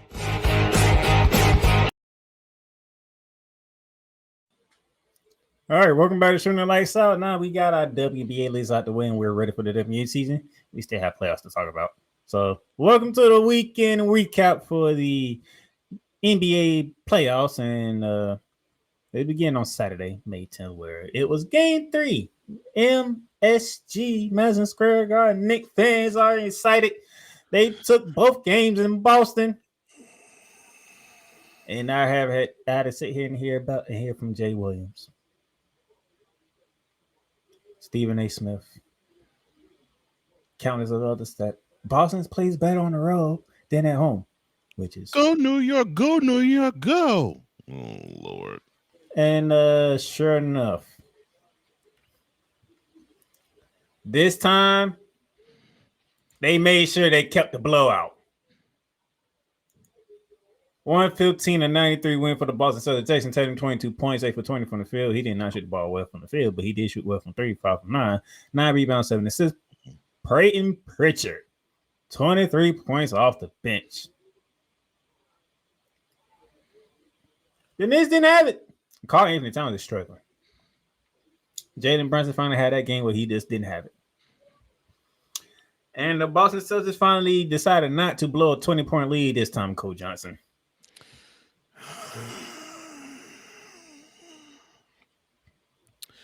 Okay. The Boston Celtics in these first 3 games have attempted 140 three-pointers. How many of them did they miss, you ask? 97. They bricked 97 of 143s. A team as talented as the Celtics, they won 61 games this past season. Yes, and they're the best road team this year, which this outcome didn't surprise me at all.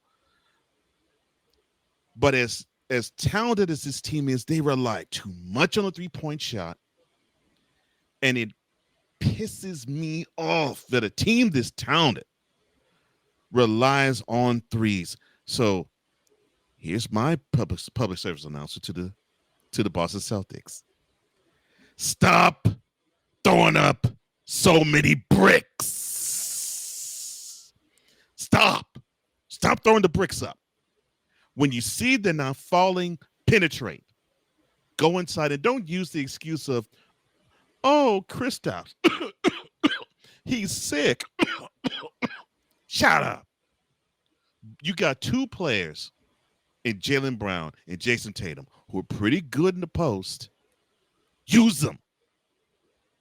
Come on, guys. You know better than this. And Joe Mazzulla,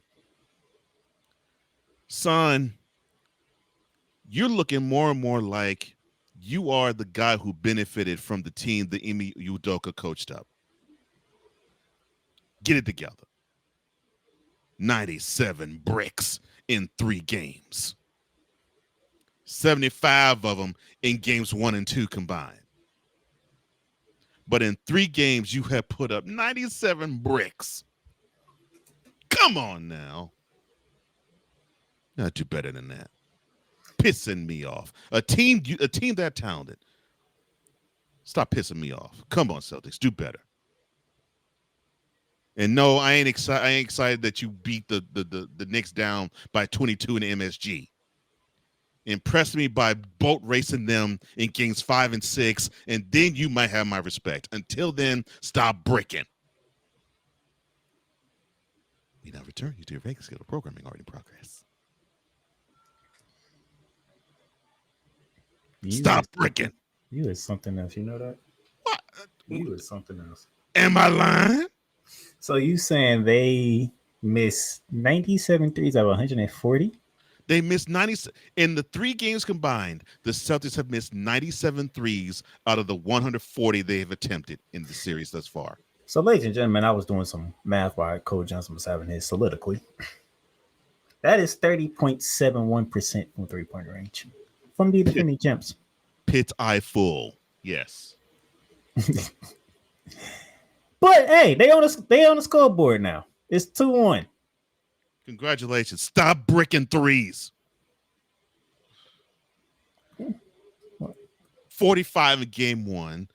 I mean, 50% in game 3. But they only missed 20 in game 3. They still, to my liking, they still shot too many. But this is easily to me, this is easily the best game that the Celtics played Saturday. It's easily the best game they played in the playoffs thus far. And people saying they ain't even their best game. It's not. It's even more damning to the Knicks. It's not, because in the third quarter, the Celtics were throwing up too many bricks from 3, and they would luck up and get one that would stop any type of run that the Knicks wanted to have. Now, the Knicks issue and problem is they keep spotting this wonderful, talented team 20-point leads or deficits, whichever you want to say it. They keep digging into holes, and they thought Saturday they could dig out of that one, but they realized, oh, the Celtics are hitting threes. So I guess our philosophy of let's wish they brick 3 from 3 prolifically. It's not working.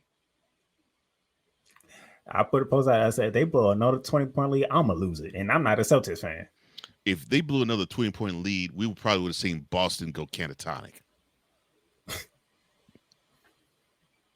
And Stephen A would have been over here having a field day on First Take. Oh, Lord. Stephen should be like, go New York, go New York, go. Go New York, go New York, go. He would have no voice. Like he didn't have earlier in the week. Mm-hmm. He'll be sounding even more like more like Doc Rivers. All he wanted was to make sure they got the game 6, but if the Boston Celtics win game 4, they'll be a game 6 for sure. Oh, they'll get the game 6. The problem is, will they get the game 6 up 3-2, up or down 3-2? And this is what I was talking about last week when you said that the Knicks have a few butt whoopings coming from the Celtics. I agreed with you. But I said, You know, the funny thing is everything we said from you, me, Dre, and Snowman all happened in game 1. Mm-hmm. I'm like, look, I get that that's their strategy, but I lived with it. I lived with it. The 2018 Rockets, they were a prolific shooting, 3-point shooting team, and they were really good most of the year. But, man, when those shots didn't fall, they looked horrible on offense. And I'm like, the Celtics are due to have clunkers. I did not think those clunkers were going to come in back-to-back games, but I knew they would do clunkers. And I was like, no, they rely too much on the threes, and that whole team's going to be cold at least twice in this series. I said they were going to take 3 ass whoopings, and they still might. And the crazy thing is, you can practically say they took 2 ass whoopings. They just happened to come back from 2. Yeah, I want to say, yeah, they took 2 butt whoopings, but you have to erase the fourth quarters in each of them. I can technically say they took 2 ass whoopings and combined because the first 3 quarters of games 1 and 2 were beat downs and all that. Yeah. I mean, 75-55 with about, I think, 3 minutes to go in the third quarter in game 1, 73-53 with about 3 minutes to go in game 2. I'll say this happened in the same exact way. The only difference between games 1 and 2 is game 2 didn't go into overtime. Everything else happened exactly how everything was mirror imaged. And I mean, it even ended with Mikal Bridges giving you a defensive play to stop whatever the Celtics were going to run. Jason Tatum and Jaylen Brown. It was Jaylen Brown's turn in game 1 with a strip steal, and it was Jason Tatum's turn with the block shot from behind. I was like, you gotta be kidding me here. See, and then when he got the ball, he chunked it down the other side of the court too, and it happened on the same side of the court. I'm like, you. See, this is usually where if we were still doing Snowman in the morning, he would have texted me that night. Roast these MFers. No, he was with all caps. Mm-hmm. Roast these MFers because I was pissed. I never thought I would be upset over anything that the Celtics would do. I was pissed. 25 of 100 from threes at home. Are you kidding me? Come on, man. And you had 2 20-point leads and you choked them both away. When they put that on when they put that on the Sports Center's Facebook page, I clipped it and showed it to my brother. You joking, right? No, that's Sports Center. That's a Sports Center Facebook page. No. 15 of 60 from 3 in game 1. 10 for 40 from 3 in game 2. Nope. Hey, let me tell you this. My brother's a Miami Heat fan. You know how pissed he was? He looked at me. I almost walked out the crib. What does that tell you? It's just ridiculous. That's a Heat. He a Heat fan. That just shows how ridiculous it is that this team relies too much on threes. I'm like, come on, man. You got 2 good players who are good with the ball in their hands. You mean to tell me penetration is something that you all don't think about? I'm looking at you. They did it in Orlando. I'm looking at you, Missoula. You mean to tell me you did not instruct your team? All right, look, the shots ain't falling. Let's be aggressive. Let's attack the paint. You know what? You know what I think it is? They couldn't get the threes that they want against Orlando. Now they say they can get the threes that they want against New York. And they probably could. And yes, I know many of those looks are wide open, but they were breaking them. So there has to be somebody, Tatum, Brown, or Missoula. It should be Missoula, where it says, all right, These threes that you chunk Yeah, up it should ain't be all doing, three of them. or all three of them. These Yeah, threes that Jalen Brown. People talk about Jalen Brown like he come out like he the smartest man in the world. Jason Tatum, he went to do so everybody already think he's smart. Like, look, one of them should have said, "Look, these threes ain't falling. Let's be more aggressive, attack the paint." And then we'll revisit if we can actually hit threes. But until then, we need to generate offense. And we got good guys with the ball. Two of them who they could take over games with the ball. Well, the defending champs are on the board now. Now all the focus shifts to New York and Warren Carl Anthony Town, who has not been having a good series. Now everybody's starting to figure that out because Knicks finally lost the game. Mr. Carlton Towns, please do me a favor, sir. Act like you a big man. I know you love to shoot those threes. But come on, big fella. Dominate. And Thibs, you can't have 5 players go 40 to 48 minutes now. I'm so sorry. This might be late to actually introduce this message to you. It's now the 12th of May. This only means this is the time your team checks out. Well, it was good while it lasted. And be proud, Tibbs. You signed an extension, so you're gonna be on the sideline 3 more years with the Knicks, and you got New York believing that they could beat the Celtics, and you had New Yorkers say "F Boston" in unison at Times Square. You should be happy about that achievement because that's probably going to be the only achievement you're going to have now. Stop running your teams ragged. I mean, did you see how Brunson looked? I think I did a flagrant foul on that. I think someone went back. I mean, Jalen Brunson looked like he needed an oxygen mask. Listen, I think I did a flagrant foul on that before. I think I talked about that before. I don't know. Maybe I can refresh my memory. I think I thought I talked about it.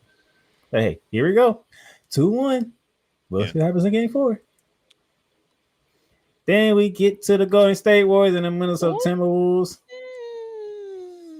It sucks that Steph Curry got injured in game 1. Yeah, it does. It does suck. Because it does suck. Yeah, it sucks. I think the Timberwolves took it lightly until the second half because then that's when Anthony Edwards said, okay, yeah, they're coming back. So that means I'm going to have to step up and put an end to this game because we can't go down 2-1 to a Steph Curry-less Warrior team. It seemed like he tried too hard in the third quarter. He settled down the fourth quarter. And then he turned it on, and he turned it on when the game got close and late. And credit to Timberwolves defense, they cranked it up on that side of the floor, and they were physical against the Warriors. And then something that Coach Johnson thought he'll never see anywhere. Julius Randle had a triple double.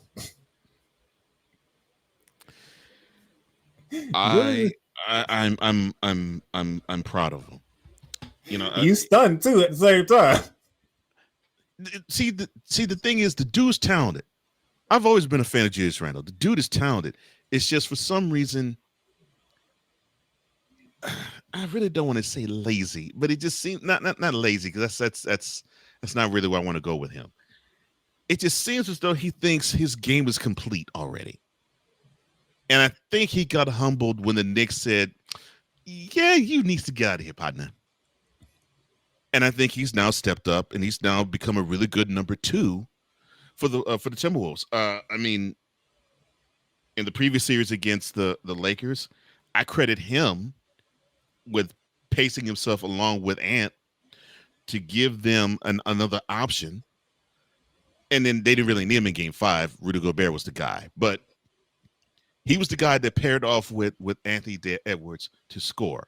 So he showed his wares in the last series, and in this one, he stepped up huge in this game. Proud of that dude. He stepped up huge in this game. If you had Julius Randle getting a triple double on your bingo card, you should have paid the lottery because I did not see the cut. I did not know he had the unselfishness in him like that. I'm not saying he's selfish, but I didn't think he had this type of level of unselfishness in him. And if that's the case, then they should push him, not necessarily to do triple doubles, but they should push him to be more well-versed like this, because it will only benefit the team. Jimmy Butler did all he could. Gave you 33 points. Jonathan Kuminga, about time, Steve Curry. I guess you have no choice because Steph Curry is no longer on the court. Yeah, had to use him. Which, why didn't you not? Why when the Rockets went big, you didn't use him in that series? But I digress. Steve, I don't know. So what? Somebody needs to let us know what's going on with Steve Kerr and Jonathan Kuminga. Something tells me that Steve Curry ain't a fan of Jonathan Kuminga. There's something going on behind the scenes. Yeah, that's what I would say. It sounds like to me that Curry isn't a fan of Kuminga. Because this team, and I get why the Warriors are this way, because they want to tire teams out. But the messed up part is your big time stars, Green, Butler, Curry, all of them are 35 and older. You can run teams ragged all you want, but you might find yourself running yourself ragged. And I think that's what we saw Saturday night, where I think the Warriors had a really good game plan in what they wanted to do, because they wanted to counter the physicality that the Timberwolves were bringing, because seemingly the Timberwolves were doing to the Warriors as to what they did to the Lakers in the previous series. They were like, okay, we know that you are not as physical as we are. Yeah, I know you got Draymond Green, but we'll wear his big dumb behind down too. You are not more physical than us. We'll prove it to you live and in living color. And the Warriors were like, okay, we'll just, or you want to go big, we'll go small, and we'll shoot over you, and we'll run circles around you. Well, for the first 3 quarters, it worked. And then the whole team ran out of gas in the fourth quarter, maybe with the exception of Buddy Hield. But the whole team ran out of gas in the fourth quarter. Timberwolves take a 2-1 lead. Can the Warriors survive long enough to get Steph Curry back? Well, that's bad when you can shoot 43 from the field and from 3-point range and you still lose at home, by the way. Mm-hmm. At home. Yeah. Shot almost as well as the team that beat you from the field, and shot better from 3, and did not turn the ball over as many times as they did, and he still lost. But that bottom number is the difference, and that's what I wanted to say about the chances of one Golden State. No chef, no chance. Because if they're not going to rule the boards, they have to outshoot you. And if the Timberwolves can hang, and they can with Ant, if they can hang with you shot for shot, Timberwolves are going to out-rebound you. So if they're going to hang, so the Timberwolves are going to hang for you shot for shot and out-rebound you, and the only shot you have is the best shooter that's ever graced the earth, but he's out with a hammy, I don't care how big playoff Jimmy can be, it's not going to be any different. You're going to suffer else, because you're putting too much effort, or too much on Jimmy Butler's shoulders. You got to spread the wealth, and you can say, yeah, well, Buddy Hield. Well, yeah, the others have to come along with him too. That just shows how big of a hole it is with the chef gone from the lineup. Because if you're going to get out-rebounded and you're not going to outshoot the team that's in front of you, nah. Uphill battle. Even at home, uphill battle. That was Saturday. Sunday, but it happens to be Mother's Day. Too bad we ain't going to talk about the game that I want to talk about first. OKC Denver game 4. Can OKC tie it up while they get it back to Oklahoma 2-2, or would Denver take the 3-1 lead? Unfortunately, 2-2 going back to OKC because the Thunder win at 92-87. Shea Gillis Alexander 25 points, 8 from 9 from the field, 9 from 12 from 3. I mean 9 from 12 from the free throw line. My bad. He didn't shoot well at all from 3. Right. 6 rebounds, 6 assists. But the story is that guy who he is fighting for MVP looks tired. worn down. Looks tired. I didn't think I would say that about Nikola. And the reason why I would say that is he and Kenny Smith in Inside NBA actually said something like this about, who did he say this about? Doggone it. He said this about he said it about somebody else. Where it's like, he said this about Luka. This is where they take their time and they're not rushed, they're nonplussed, and they do their best to set you up and play their style, which is slowed down, it's methodical, it's plotting. When you can rush the dude, that is when you have a better chance of beating him. And I think the best part about what we're seeing with the Thunder is they have the best team that can actually make Nikola work like that, make him work rushed, make him work hurried. And I said this, I think in the previous series, the way you want to stop Jokic, let him score. Let him score all the points that you want to have him score. Don't have him be an assist guy. You could probably have him pull down a good amount of boards, but that assist total got to be low. And if it's low, you get a W. If it's high, forget it. That's an L. And credit to the Thunder Sunday, they limited him to 3 assists. So, yes, I know part of it was the shots didn't fall, but also part of it was you had a guy who felt as though he had to bring it all, and you have a younger, hungry team, the Thunder, do their business. And this may anger a lot of people. I don't give a crap. But number 2 of that light blue and white and yellow and red orange, that's your 2025 MVP. Don't hate me, hate on your mama.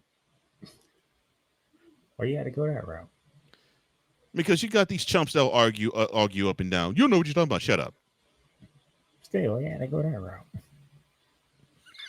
Could let the mama out of it. Okay, fine. Well, I know why you did it. You playing on a darn holiday. Exactly. And I love my mama, but don't argue with me. Argue with your mama about that. Says she ain't don't deserve it. We're gonna see who deserves it this series. It's a regular season award. Yeah, it is. But credit SGA. He could have checked out. He could have checked out in yesterday's game, because game 3 didn't really go the way the Thunder wanted, because they had it in their hands, but they let it slip. And I got to give credit to one Mr. Aaron Gordon. That dude just wants to snatch victory from the jaws of defeat. Many different shots. Hit a game winner in game 1. Hit a game tying 3 to send it overtime in game 3. SGA could have said, "All right, bump this." So we shot our load in game 3. I don't know if we have what it takes in game 4. We'll get him in game 5, and we have to win. We just have to win the last 3. This shows to me the team and him. They're ballers, they're hungry, and they have that will to win. And it's going to take a big effort. I don't care who it is. It's going to take a big effort to knock them out. And I don't think the way the Nuggets played Sunday and the way Jokic looked, that they have what it takes to knock them out. These are ugly numbers. This numbers are ugly. This actually was my type of game. I was like, yeah, grind. Yes. And that bottom number. If the Thunder can out-rebound the Nuggets, and to me, this is where the Nuggets can make hay on the Thunder. I'm not saying the Thunder is weak, and I'm not saying the Thunder is small, because they do have some big guys. But I believe the Nuggets could out-rebound them if they give that effort on the defensive end. Because to me, that's the best defensive weapon that Jokic has. He's not the greatest one-on-one defender. And he's not the best shot blocker, but he can gobble up some defensive boards. But if the Thunder is going to out-rebound the Nuggets, I hate how the Nuggets is going to be, because that's the only shot to me for the Nuggets to beat the Thunder. Before I continue on, why do teams love getting their ass kicked on holidays in the NBA? Playmaker, I wish I had an answer to your question. Unfortunately, I don't. You're true. You're absolutely true. You're absolutely when the Mavericks whooped on the Lakers, that was Mother's Day. Any holiday in the playoffs, in the NBA, somebody is going to get blown the hell out. And the first one I saw like that was the Memorial Day Massacre in 1985. Celtics Lakers. And the Celtics whooped their ass 140. I'll always love my mama. She is the prize in this world. Why did I play that? Because that was after Easter. Always love my mama. And on Easter, that's when OKC beat the Holy Breaks off of Memphis. And that was game 1 of that series. Yeah, by what, 40? 50. Oh, that's right. About 50. That's right. 50. Which brings me to the Cleveland Cavaliers and the Indiana Pacers. These mother lovers. Oh, and before we get to that one, shout out to Tyrese Halliburton for in game 2 just knocking out that lead, having the nerve to brick a free throw and get the board, and hit a Reggie Miller-esque three-pointer to end that game disappointingly for the Cavs. Beautiful job. Shades and ghost of Reggie Miller, Mr. Halliburton. Good job. And then the Cavs in game 3, they came back, they fought, they showed heart, they were physical. They got after the Pacers. They said, no, we the big boys on the block, we're the bullies. We're going to knock you down, knock you out. Which set the stage for game 4. And the Pacers beat them down 80-39 at the half. Say that again. We get to game 4 last night. And the halftime score was the Pacers 80. I'm sorry, the 4th seeded Pacers 80. The number 1 in the East seeded Cavaliers 39. 41-point lead. And it was 44 before they knocked it down to 41. I played that clip because I'm the one who came up with that question. And y'all heard me say on this program and on Snowman's program, great, Mother's Day come up, somebody's going to get their ass whooped. And it had to be the number 1 team in the East. 80-39. The number 1 team in the East now 41 points. 80-39. And if you notice, you do not see Tyrese Halliburton's name in this screen. It didn't have to. It's the front court. It was a team effort, butt whooping.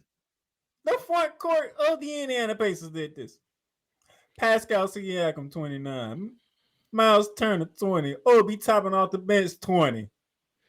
And the strength of the Cavs is their front court, at least in terms of effort and pressure. And the Pacers beat them down to a doggone crisp. They eased up in the second half. Eased up. Because they could have hung 140, if not 150 on them if they wanted to.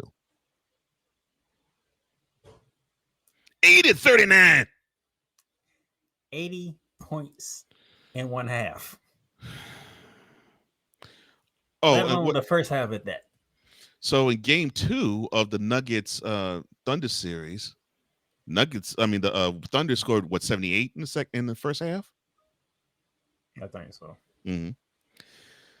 Pacers was like, hold my burr. 80 points in one half. People should not be able to predict an ass whooping because it's a goddamn holiday. A number 1 seed shouldn't get dominated like that. I don't care. I don't give a crap if they're injured or not. A number 1 seed, East or West, should not get embarrassed and mollywopped like that. Cole Johnson should be able to look at this screen and be able to say, playmaker, you should not to be able to predict blowouts because it's a holiday. And it's predicted it. And I sat here and said, somebody gonna get their ass whooped because Mother's Day is coming up. And sure enough, and it made me think of that Mark Henry song when you say that. Shout out to 3-6 Mafia. And sure enough, it had to be the goddamn Cavaliers. About all the teams. If it was the Nuggets, probably wouldn't be. I'd have been like, damn, I predicted it. Yeah, but hey, they playing the number 1 team in the country, the number 1 team in the NBA. Hey, they was due for one. Mm-hmm. But the 64-18 Cleveland Cavaliers. Oh, if you haven't noticed, if you go on social media, they are clowning the team that won 64 games. And why wouldn't you? I'm sorry. Why wouldn't you clown them?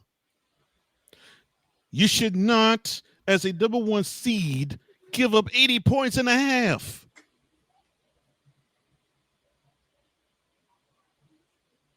$80, 80 points and a half. It's a damn shame that I can predict an asshole because the holiday was coming up.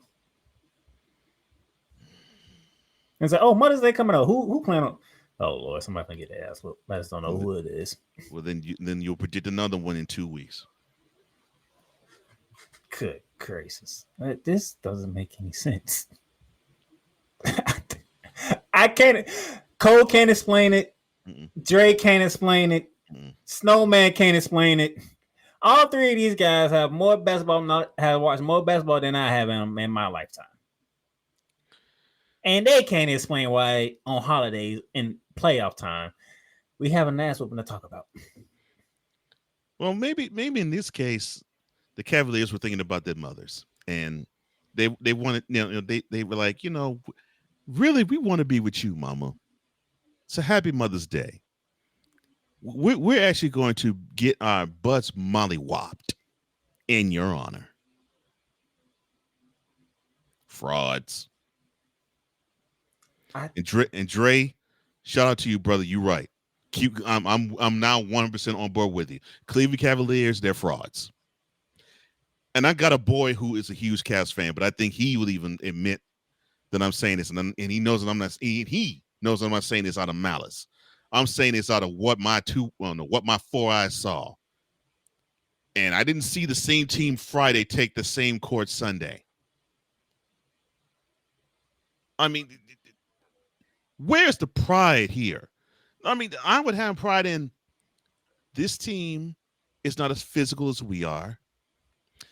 This team can actually be whooped because 2 nights ago we beat them down. I don't mean beat. I mean, we beat them down. So what right did the Cavaliers have to roll the red carpet and say, whip this hiney? 38 points they gave in the first quarter, 42 to follow that in the second.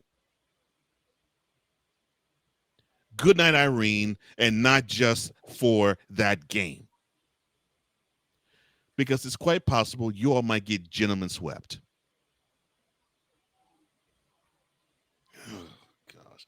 It's upsetting to me that a number 1 seed showed matador behavior in this game. Ole! Ole! No defensive intensity whatsoever. And they gave up in the offense because the defense was just getting whooped severely. Like, I don't know what to say. I'm not even a Cavs fan.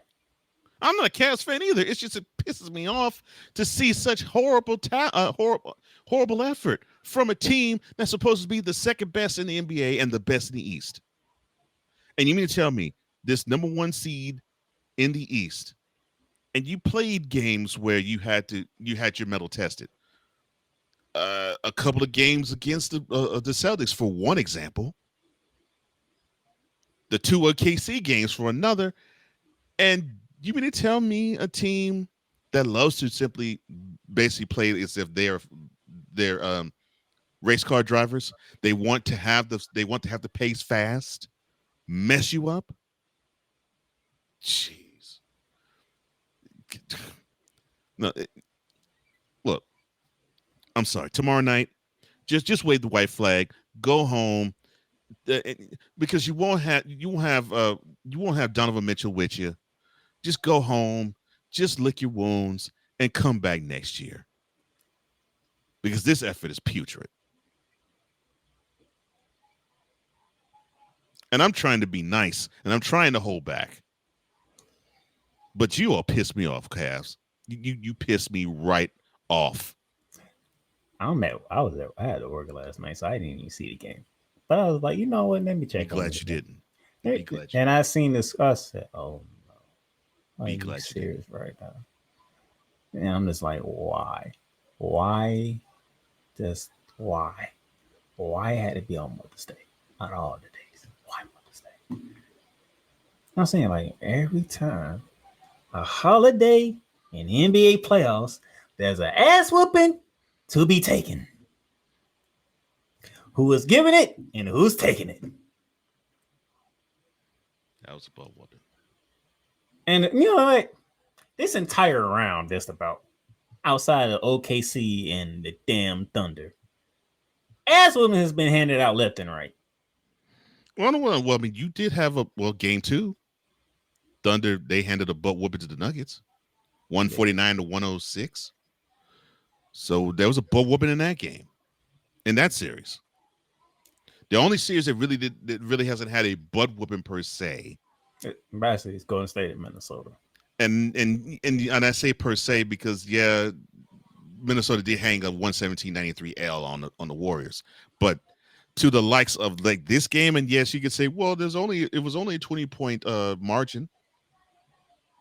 Again, 129-109 is the final score of this. Look at Boston and New York. Boston had leads of 20 in game 1, 20 in game 2, 31 in game 3. Mm-hmm. It has happened to games 1 and 2. They decided not to close the door in New York, and New York came back and won. Mm-hmm.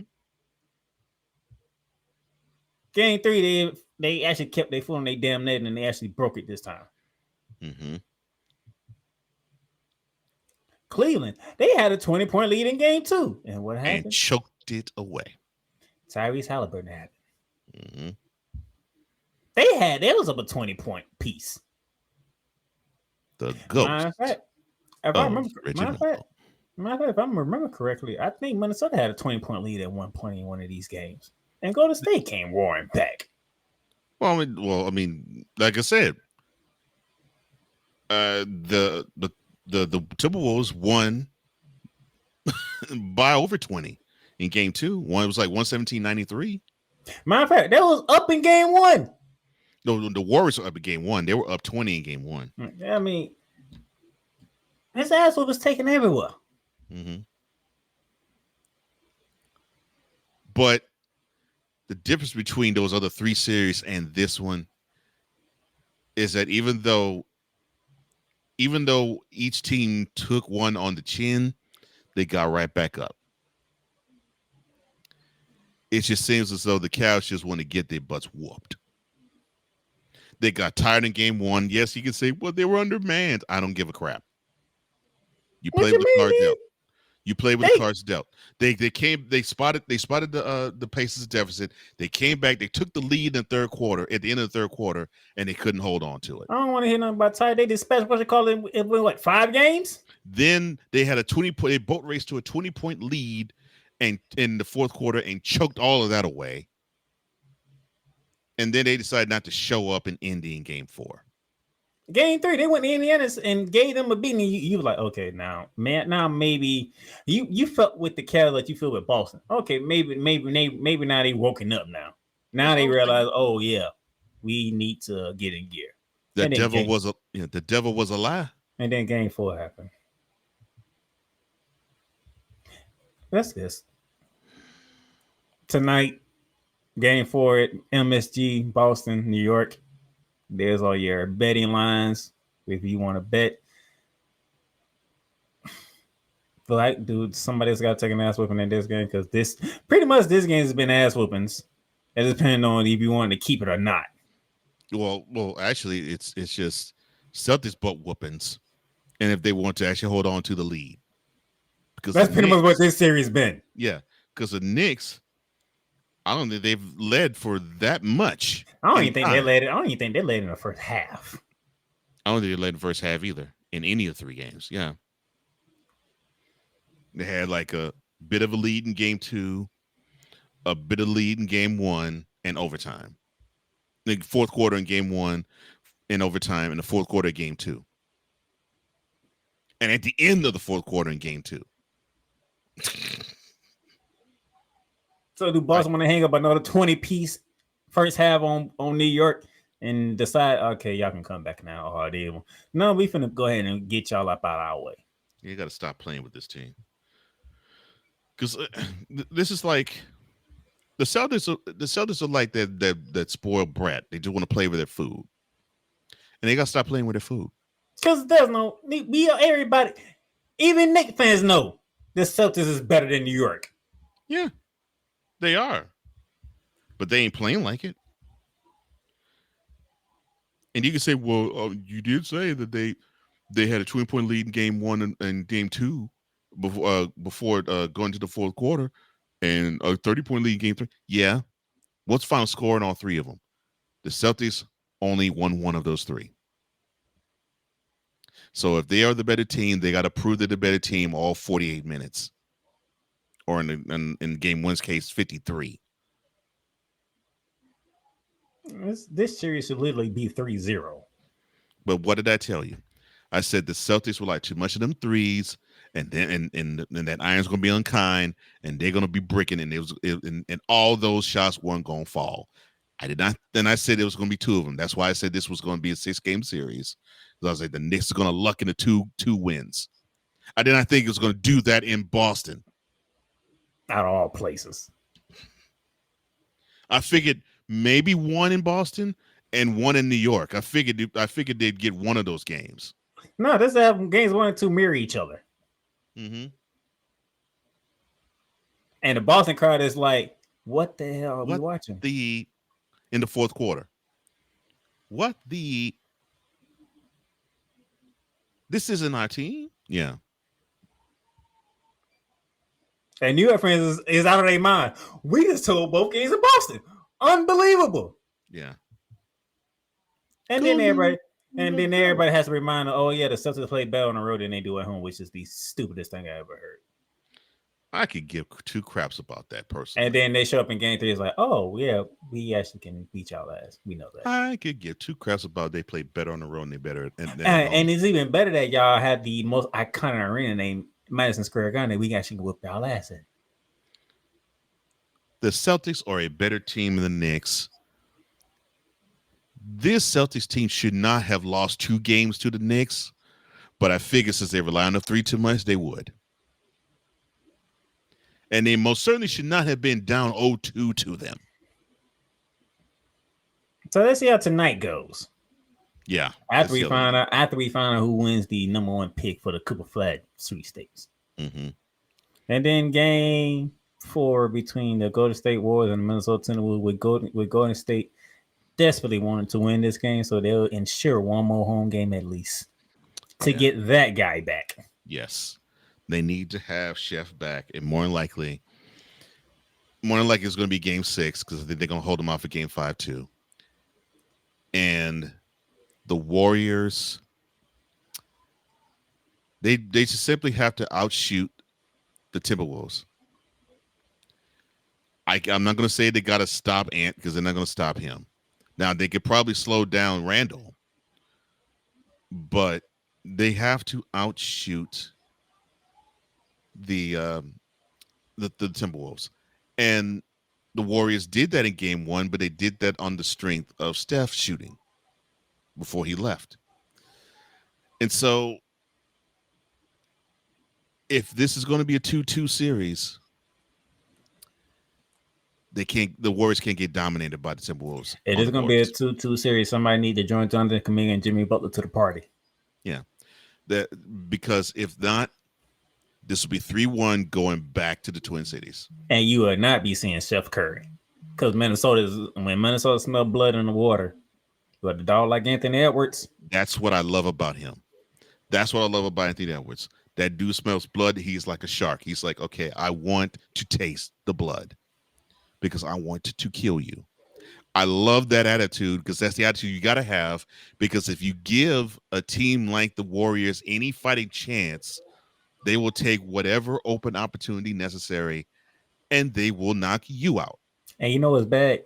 Anthony Edwards knows what Golden State is trying to do. Mm-hmm. Yeah. They played that audio with him and Peyton talking. And I was like, oh, Lord have mercy. Yeah, the Warriors. That man has ammo. That man has ammunition to kill y'all now. Yeah. Oh, this is what y'all trying to do? Yeah, they want to. They want to get at least one. They want to get at least one, so they can hold out the game 6.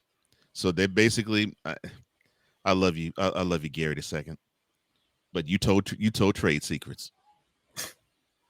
You basically said to probably to me the closest player to Michael Jordan we've seen since him that, oh yeah, we just need to get one more game because he ain't gonna play in game 4 and you ain't gonna see him in game 5. He didn't say that, but he alluded to that. I'm like, shoot, you better cross your fingers and hope you can win one of these 2 games coming up, because if not, you all are going to Cancun after Wednesday. Y'all don't give a player like Anthony Edwards ammunition. Jeez. You will be going to Cancun after Wednesday. Because he going to make sure y'all go to Cancun after 5. Mm-hmm. And guess what? We're going to end up sitting here adding Steph Curry and Jimmy Butler's tombstones to Anthony Edwards' graveyards. Mm-hmm. Yep.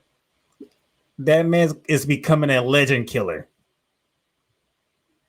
And with the women, he is the apex predator. And y'all telling me he don't want to be the face of the league? His actions say otherwise. Well, no, he's right. No, his actions on the court say otherwise. But I'm speaking on the court. Jeez. I did not bring it off the court. I'm bringing on the court here. I already know it. That's tonight.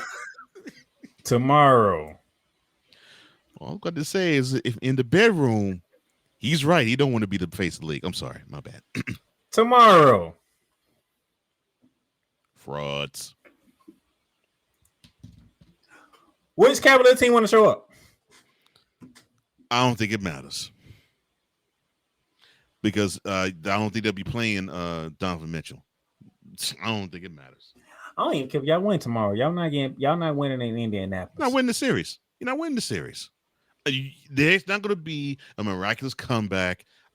Look, I will say this. In fact, let me put my face on the screen. And I'm not saying this because I hate Cleveland or I'm a fan of the Pacers. Cavaliers and Cavaliers fan, you will not have a miraculous 3-1 series deficit comeback to beat the Pacers because your team does not have the effort it takes to do it. Not happening. Just Not in happening. case it does happen, Tyrese Halliburton, you're going to hate what's coming your way if this happens. It ain't going to happen. Coach saying it ain't going to happen. I'm just saying, if it does happen and it's a game 7 out of nowhere, Tyrese Halliburton, you are not going to be pleased what's going to be said about you. I agree, but it ain't going to happen. I'm just playing devil's advocate. That's all. Mm-hmm. That effort sucked from the Cavaliers. That effort freaking sucks. And I don't want to say that about a team. That's what we saw. And finally, the actual series is actually entertaining. The series of the series of the round. Yeah. Who wants the 3-2 lead with 3 games to go? That's the question going into game 5. Well, the Thunder have the momentum, and I think they can keep the momentum. Go ahead. You know why I think that momentum could be in question? Shoot. That says 10.5. Oh, I'm not even dealing with the spread, but I get what you're saying, though. Holy crap. Oh, I'm not dealing with the spread, but I get what you're saying. If you that is good bulletin board material, but I'm if not. Nuggets fans was looking for something to say, what can we use for our team to get back in it? That says 10.5. This is what I would use for momentum. I mean, to motivation. You scored 8 points at home in the first quarter, the last game you played. 8. Now, I said earlier that was my type of game. That 8 points in one quarter. That begs the question: would you rather score 8 points in the first quarter or give up 80.5? Oh no, I'd rather score 8 in the first quarter if it's within range, and it was because your defense was good because you only allowed 17. But that should be motivation for them because that is 2 games in this series where they came out flatter than a pancake. Because game 2, they had no effort in the first quarter. In game 4, they had no effort in the first quarter. And they acted as though they wanted to be boat racing game 1 and game 1 in the first quarter. And that's my issue with the Nuggets. They got to come out with more fire because you're dealing with a team in the Thunder that's hungrier. They just are. They're hungrier. This is what pisses me off because I sat here and said this is why it should be the damn Clippers because you did a coaching change a week before the playoffs.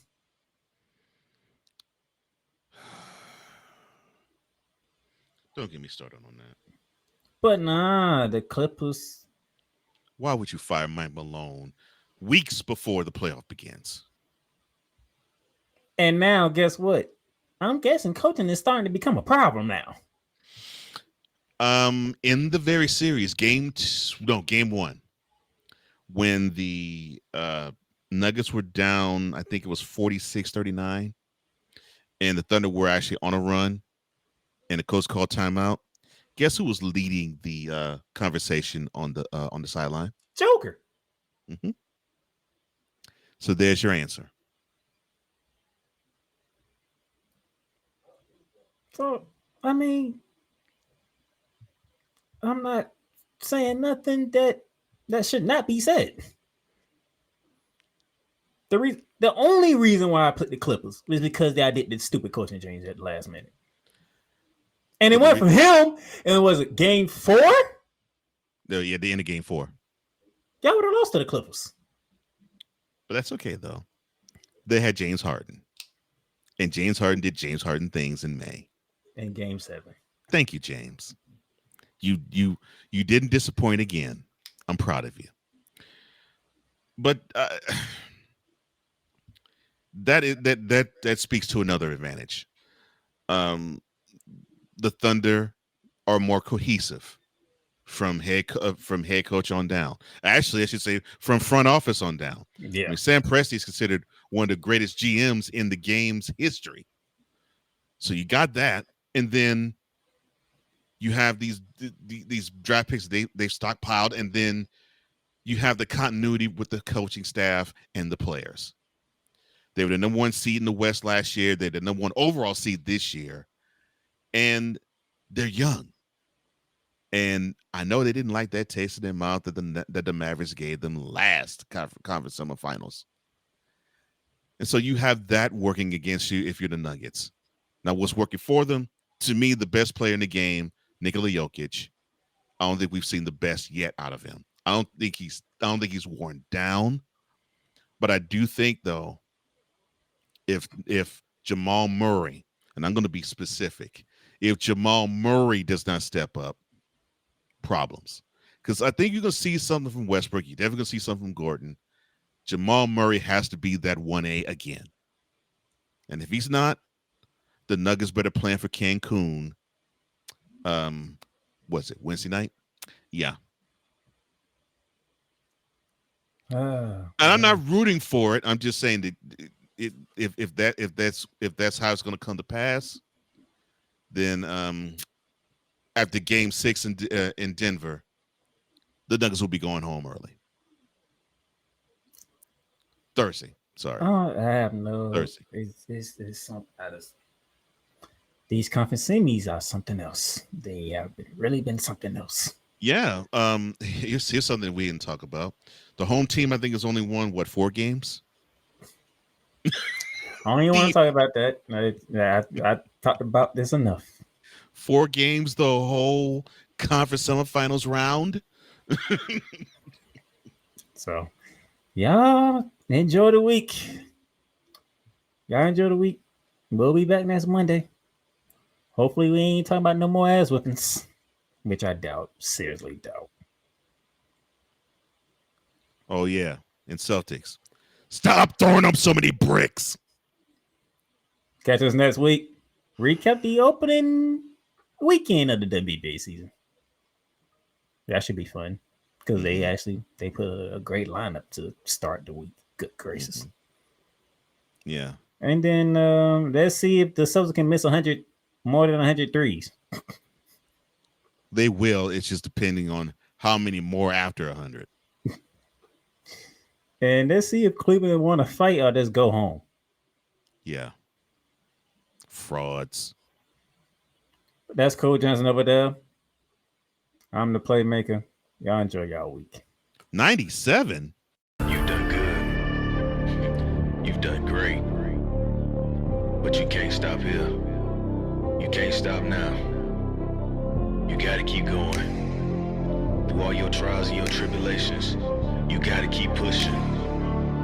Now, finish your canvas. Yeah, gotta get it out the mud, that's the only way to win. Who am I to point the finger like I never ever seen? Been through the ups and downs like the letter N. They don't let you through the door, better kick that again. Cause that's the only way to win. That's the only way to go. Gotta get it out the mud. Gotta get it out the floor. Cause that's the only way to go. Let's go. Thank you for tuning in to today's episode. If you want to follow the podcast, you can follow it on all streaming platforms, including Apple Podcasts, Google Podcasts, Spotify, Stitcher, and a whole lot more. This has been Shooting the Lights Out. Masterpiece.